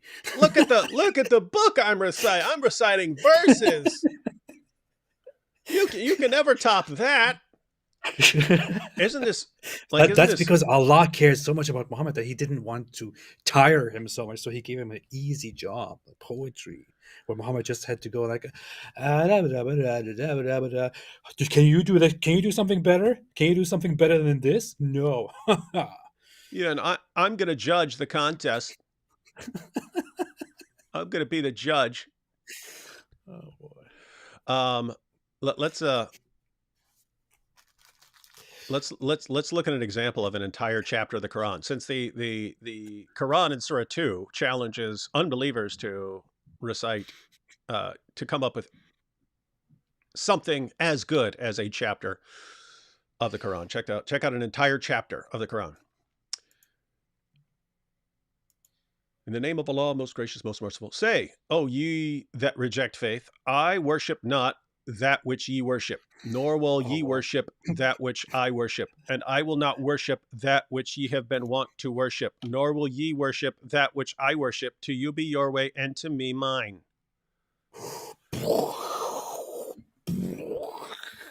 That, according to Saajid and Farid, is so absolutely amazing that no one can write anything like that. And of course, we get the response now. But it only works in Arabic. It has to be, guys. Here's the problem. Well, just think about the English. What is that in English? What is that? It's a series of words arranged one after another in order to convey some kind of meaning. That's what happens when you put words, into a sentence or meter or something like that, right? So that's what it is in English. What is it in Arabic? It's a series of words arranged to convey some sort of meaning. If you want us to take this argument seriously, you can't just say, Muhammad was so confident.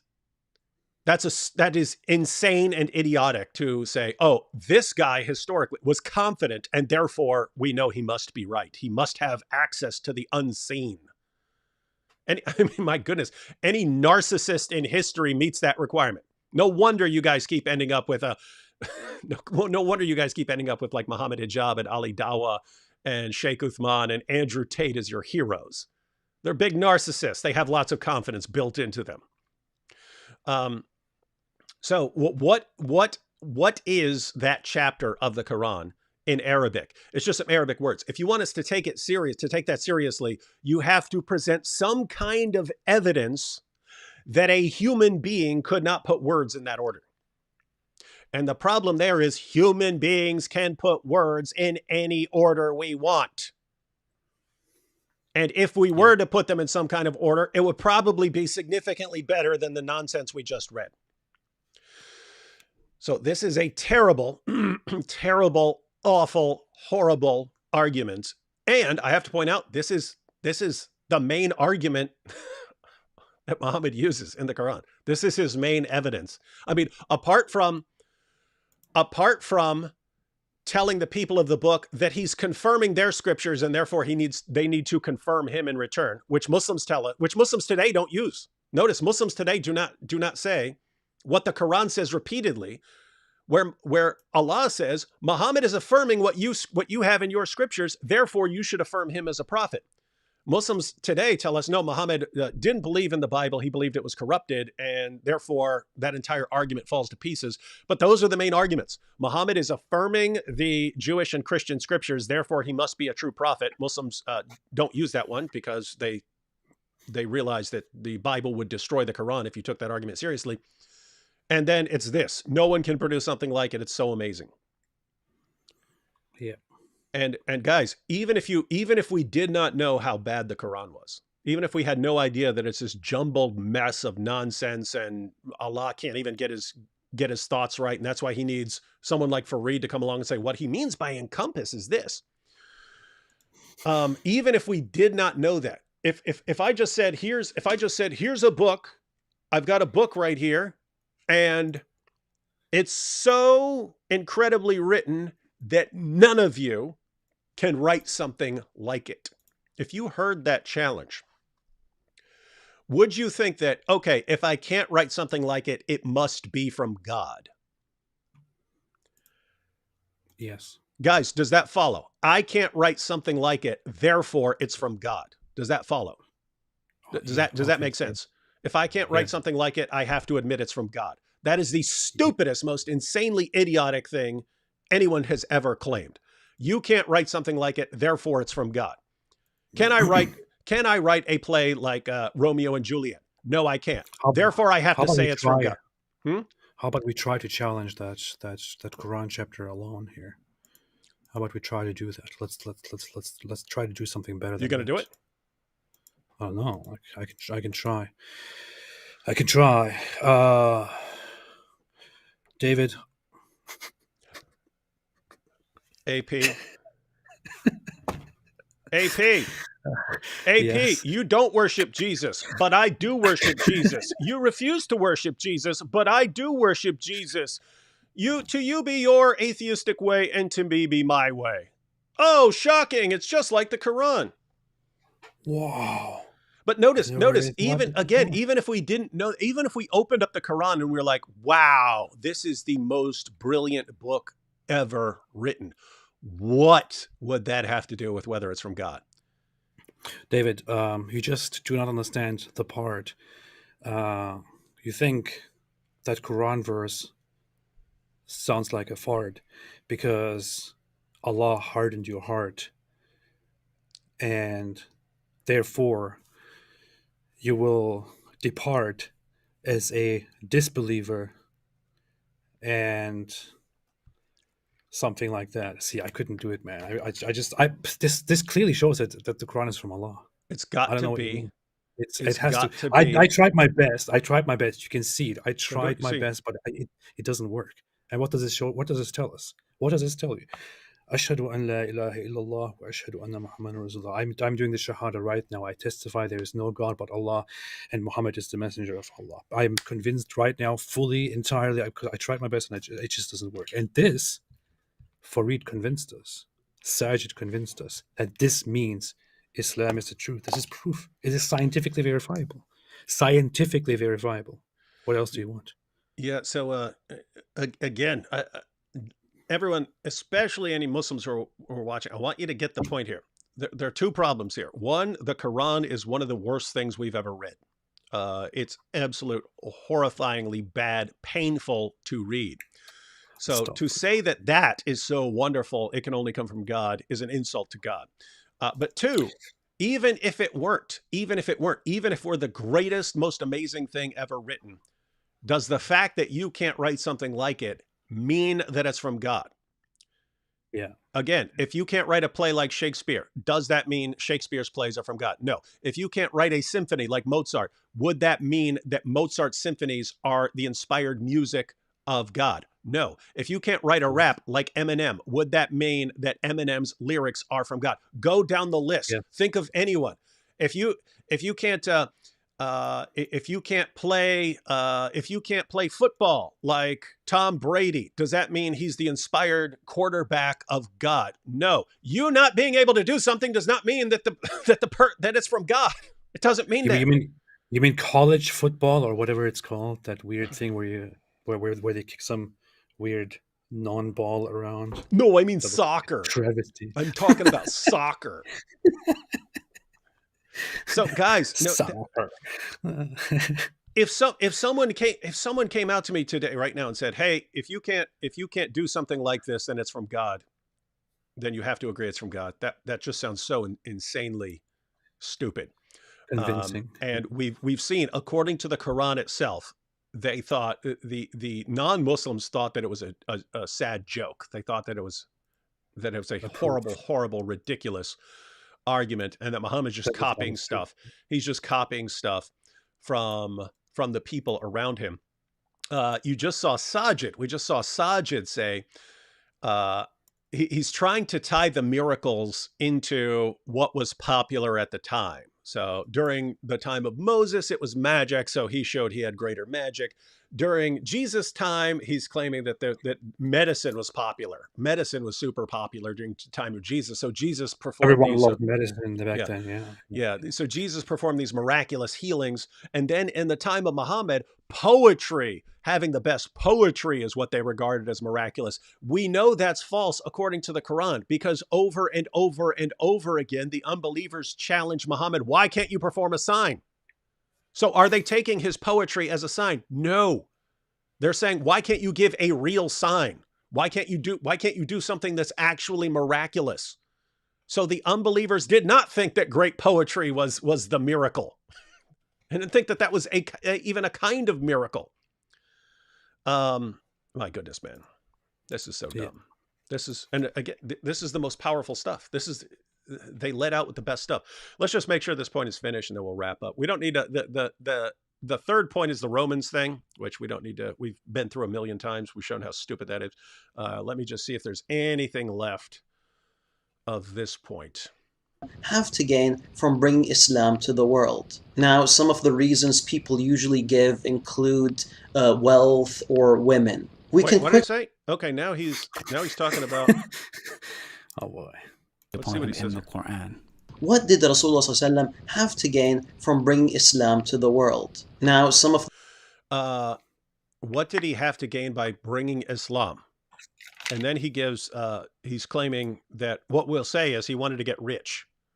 That is not what I view as what's driving Muhammad. What Muhammad sought to gain, whether it was intentional or not, he wanted control. He was obsessed with controlling everything around him. He wanted complete control of everything around him.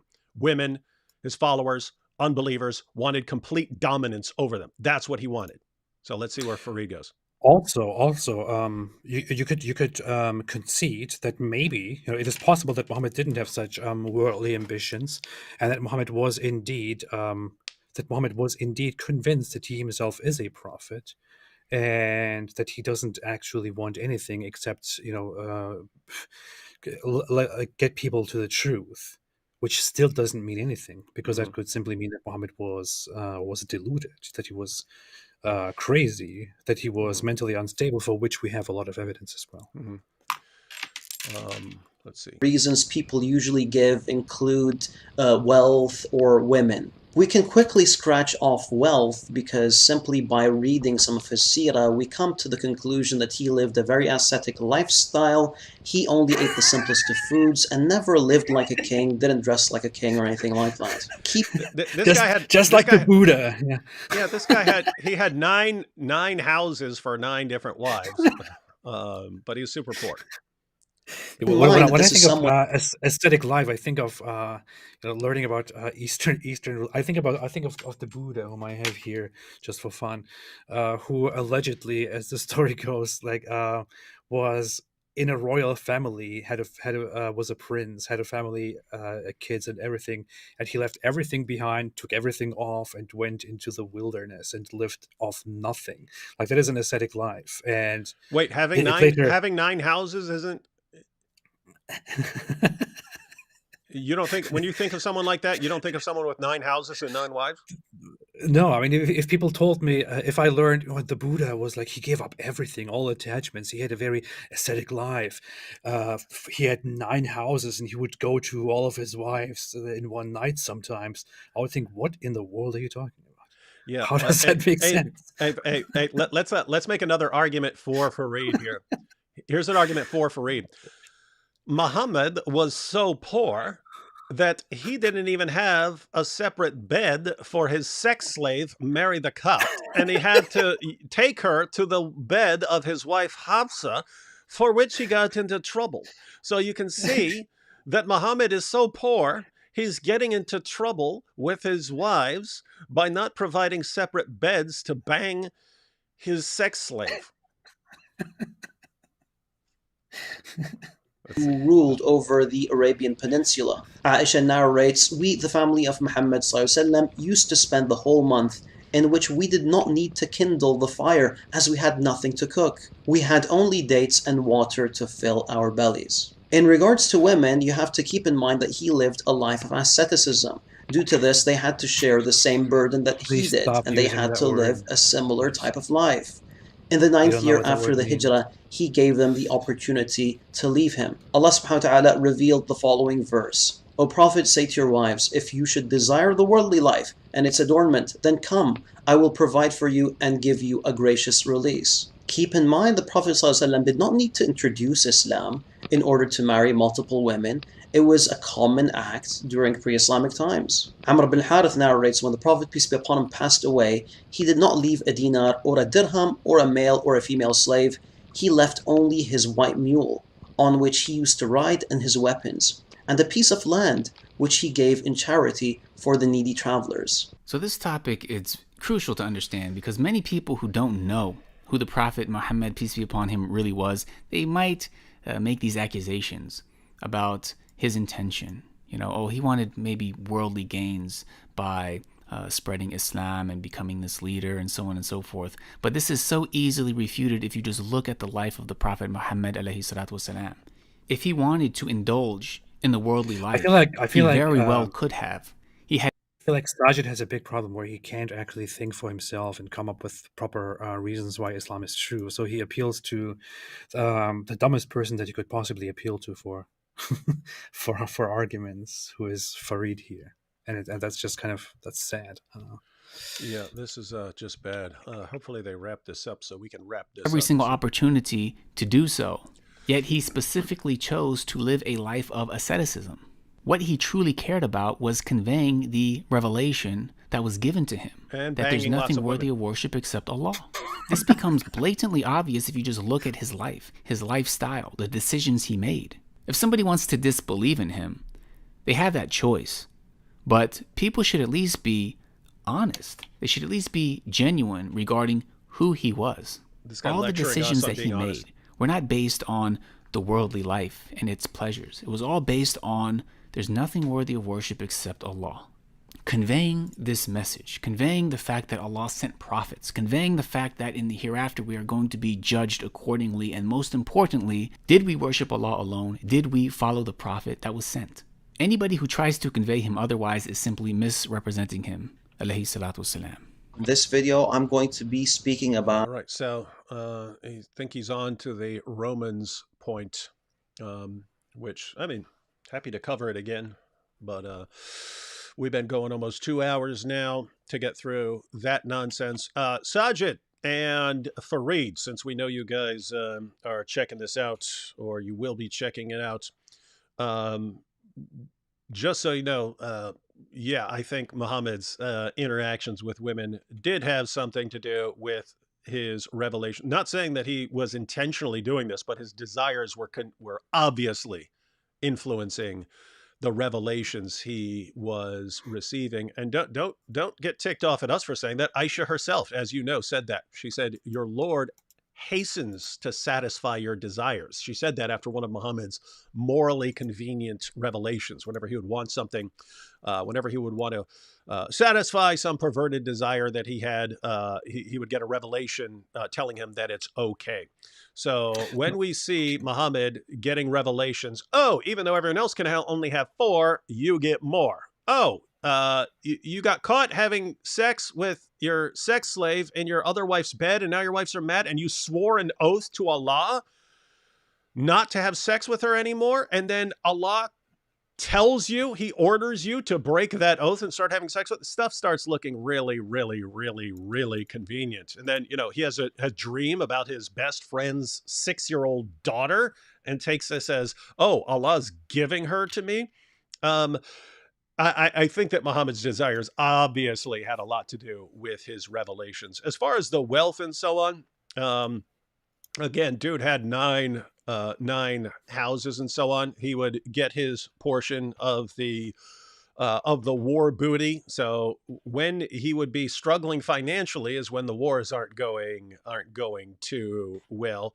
But with all of that said, what I believe was actually driving Muhammad if you want to respond to something, what I believe was driving Muhammad is tied to him psychologically. When someone loses every father and mother figure he has for the first 8 years of his life, we know what impact that tends to have on people, right? So Muhammad's father died before he was born. Then he went to live with some Bedouins. The Bedouins concluded that he was demon possessed, eventually sent him back when he's about 4.5, I think, sent him back to his mother.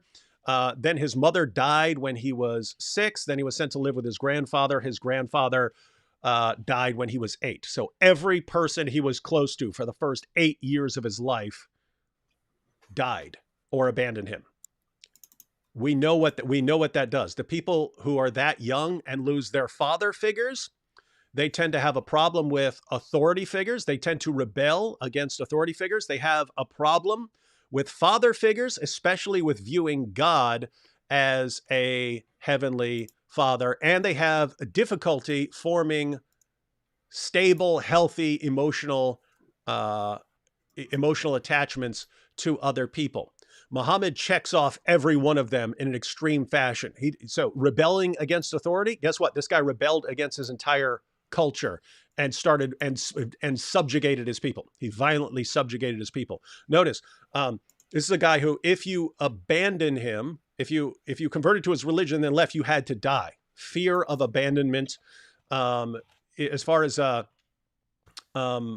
the viewing, having a problem with father figures. What does Muhammad say? If you say God has a son or that God is a father, he says the universe is about to split apart over this.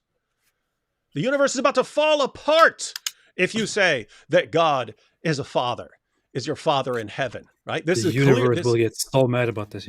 Yeah. So this is clearly a guy who has a problem with father figures. And notice, you can even read the stories about like Mary. In the Christian versions, Joseph is there. He takes the fathers out of the story, right? He takes the father out of the story so that Mary is more like his mom. So he checks off everybody. And then as far as the lasting, healthy, normal relationships, this is a guy who took the wife of his own adopted son after lusting after her, right? This guy had messed up relationship. And then, now it's a child bride. Oh, now I'm swearing an oath to stop having sex with my slave girl. And his relationships were a disaster. So that's with the father figures. With the mother figures, what you will do, if you lose every mother figure when you're young, you end up trying to have complete control over women. You end up trying to control women as a means of not being abandoned by a female figure. And so what does he do? I mean, he was obsessed with controlling men controlling women, with controlling everything around him. So that's my view on what was really driving Muhammad. He was messed up from the time he was a child, and the impact that's going to have is he wants control over absolutely everything. Does not mean he's consciously aware of this and saying, hey, I really have to control everything. That's what he's wired for. And it is exactly what he did. Islam, Allah, all of this stuff, everything was for Muhammad a means of controlling the world around him, controlling everyone around him, because he was wired to want that. That's my claim. You want to refute something or refute that? Brilliant. I recently discovered the rapper Kendrick Lamar that I wasn't even aware of in the past. Can you write something like him? No, I just discovered that he's a very, very good artist. I thought he was just a regular rapper, but well, if you can't write something like him, then he's a prophet. And he has a song where he talks about daddy issues, and this whole speech just reminded me exactly of that, because he basically talks about that. So I keep thinking about that whole him saying we got daddy issues. But there's something I actually wanted to do in the background while you were speaking. I asked my dear new friend ChatGPT to write something about pepperoni pizza in the style of Surah Kafirun, consisting of only 6 lines. And ChatGPT then brought us the following. That say, O lovers of pepperoni's embrace. I reject your vegetable-laden taste, nor do I partake in your cheeseless refrain. For pepperoni's allure, my senses proclaim in its meaty perfection my cravings arise, an ode to pizza's carnivorous ties. That's what it said. It's And actually this, better. yeah, this sounds much better than the Quran's chapter. Yeah. There are even variations of this. You can make the Chat GPT is Allah. It's clear. That's powerful, powerful It is stuff. clear. Chat Uh, GPT is Allah. That's it.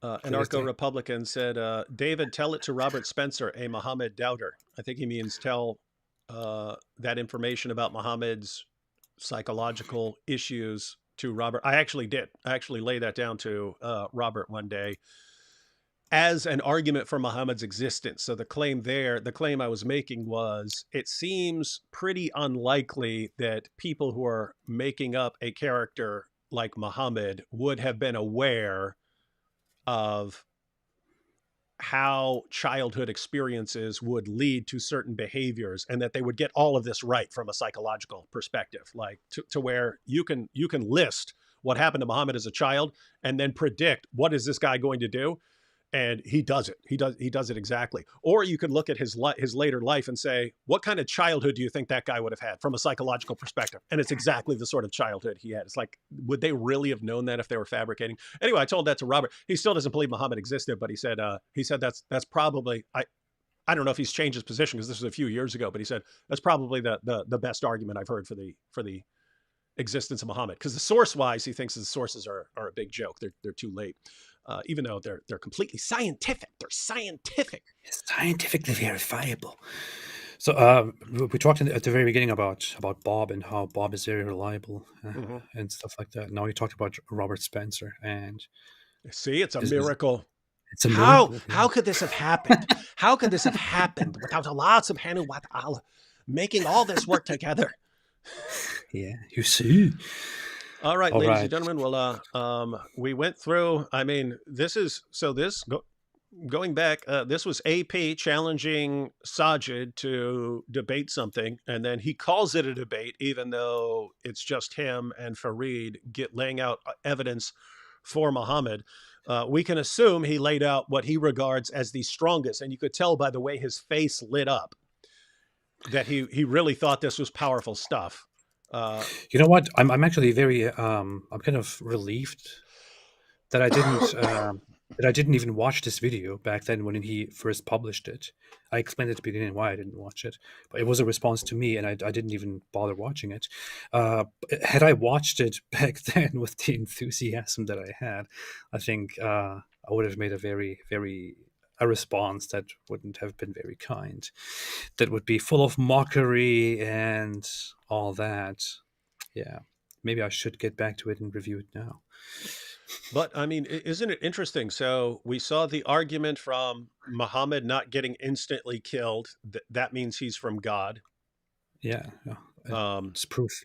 Yeah, and so we pointed out that no, nothing like that. It's not what the verse says. It's not what the pagan Arabs were actually like. And if you take that argument seriously, we can make a much stronger case for other people like the Apostle Paul. And you would not regard it as any evidence for the Apostle Paul, which is why your entire methodology is just it's wrong. It's all like picking and choosing, and if we can twist something into some sort of evidence, we'll just dial it up and call it conclusive proof. Even though if you had a stronger case using the same argument for anything else, we would say it's no evidence at all. Massive problems there. And then the other argument we looked at was how could Muhammad have had such confidence to issue this challenge? And it's the stupidest argument ever. Even if the Quran were the greatest book ever written, that would not mean it's from God. And it most certainly is not the greatest book ever written. The Quran is by far the worst book ever written, in my view. Of every book I've ever read, the Quran is the worst. And I've told you before, I'm not saying that because I don't like the Quran. I don't agree with the vast majority of books I read. It doesn't mean that they're horrible, awfully written books.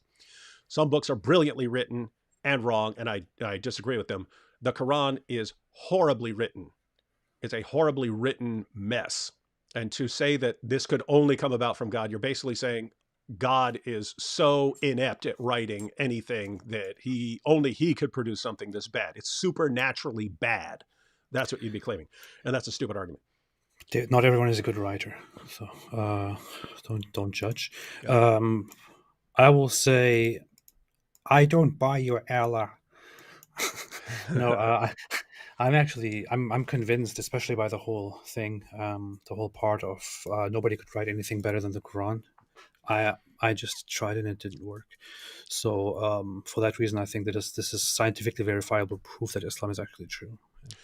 Well, AP has converted. I testify that there is no God Farid, but Allah and Muhammad is his messenger. I just converted. Saajid and Farid managed to do it with their powerful arguments. So, ladies and gentlemen, think about this. Again, we can only assume that Saajid was giving what he regarded as his most persuasive points, and his most persuasive points are some of the dumbest arguments I've ever seen. There are way better arguments for almost anything, any position you could think of. And this is what he came up with. And not only would he do that, but he would view us as somehow like Allah has hardened our hearts, that we can't see denying the truth. We can't see the brilliance of these arguments. It's because Allah has hardened our hearts. Shame on us. But I mean, you should be saying shame on Allah, because the reason we're not seeing this, if we're not seeing it, is because Allah. That's what Allah says. Allah has hardened our hearts. That's why we can't see how secretly brilliant an argument is to say Muhammad was so confident, therefore he must have had special access to the divine. Wild. This is why he prefaced it with that this is something for true seekers who are genuine and who who want to see the truth, who will analyze the evidences or the proofs. I'm sorry, given here. So people like us who obviously are not convinced by these brilliant proofs. It's just, I mean, our problem is we are simply not genuinely interested in seeking and finding the truth. We are just denying the truth, and therefore wish we are just. I mean, yeah. So we're losers. Yeah. So notice that's what they would say, that the reason we don't see it is because we're stubborn and rebellious and horrible people. And he's only looking for the sincere people. Notice how this built in. See, if you're sincere and a good person, you'll see the power of these arguments and be persuaded. Just like Andrew Tate. Yeah. When in reality, they're not looking for sincere people who are seeking the truth about God. They're looking for people who are too ignorant, too stupid, and who don't have basic critical thinking skills, and who don't have any of the relevant information to make an informed decision. People who are just going to say, wow, Muhammad survived? Wow, that makes so much sense. And then he challenged people to write something like as horrible as the Quran. That must mean he's from God. They're looking for people who can't think their way through any of this. And dude, my goodness, if that's the case they've got, no wonder they rely almost completely on chest thumping nowadays. Oh, he's so strong. Oh, look, Sneeko, he converted. That's our new proof. No wonder you guys are resorting to that now, because you don't have anything that remotely looks like a good argument. All right, man. Sneeko actually made very good points. He said, I don't like pictures. And Islam doesn't have pictures. Which religion is against pictures? Oh, Islam. That's the religion for me. That's what they're up to now. All right, ladies and gentlemen. Well, we wanted to go through that. Hey, Farid. I don't know if you're still in here. Farid, I'll tell you what, Farid. I'll tell you what. Saajid said that you had a long list of arguments. Farid, tell us what your best 1 or 2 or 3 are. Like your picks for your most powerful, persuasive arguments for Islam. And we will go through them. We will take a look at them. Notice, guys, whatever else you think about us, we just went through 2 of the Dawah arguments. We just went through them. We played them for all of our viewers so that our viewers get their case as well as hearing our response to them. because our goal is for people to make an informed decision, like to know, okay, here's what the arguments are. Here are some potential problems with the arguments. And now I can sit back and decide whether that is a good argument. The real goal in Islam is to present super stupid, insanely stupid arguments and never allow anyone to hear any criticisms. Because you don't want people making an informed decision. You want people making horribly misinformed decisions, because that's the only way you're going to get them to convert. Yeah. But one important note that I want to add here is this is all the whole thing that we talked about, this content. Our arguments are only for people who are sincere seekers of truth. If you disagree with us at any point, it simply means that you are not sincere. So just to sort that out here. Everyone agree with everything we say, or you're not sincere, and God has hardened your heart. Yeah, all right. So Farid, that offer stands. Also, the offer to join us live stands. You can even pick out your 3 best arguments, or 1 or 2 or 3, whatever you want, best arguments.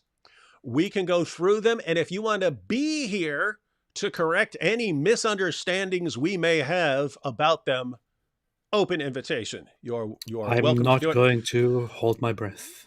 And if you don't, how much confidence do you really have in your prophet? Wow. Boom. Mind blown. All right. Catch you later, everyone. Stay away from Islam.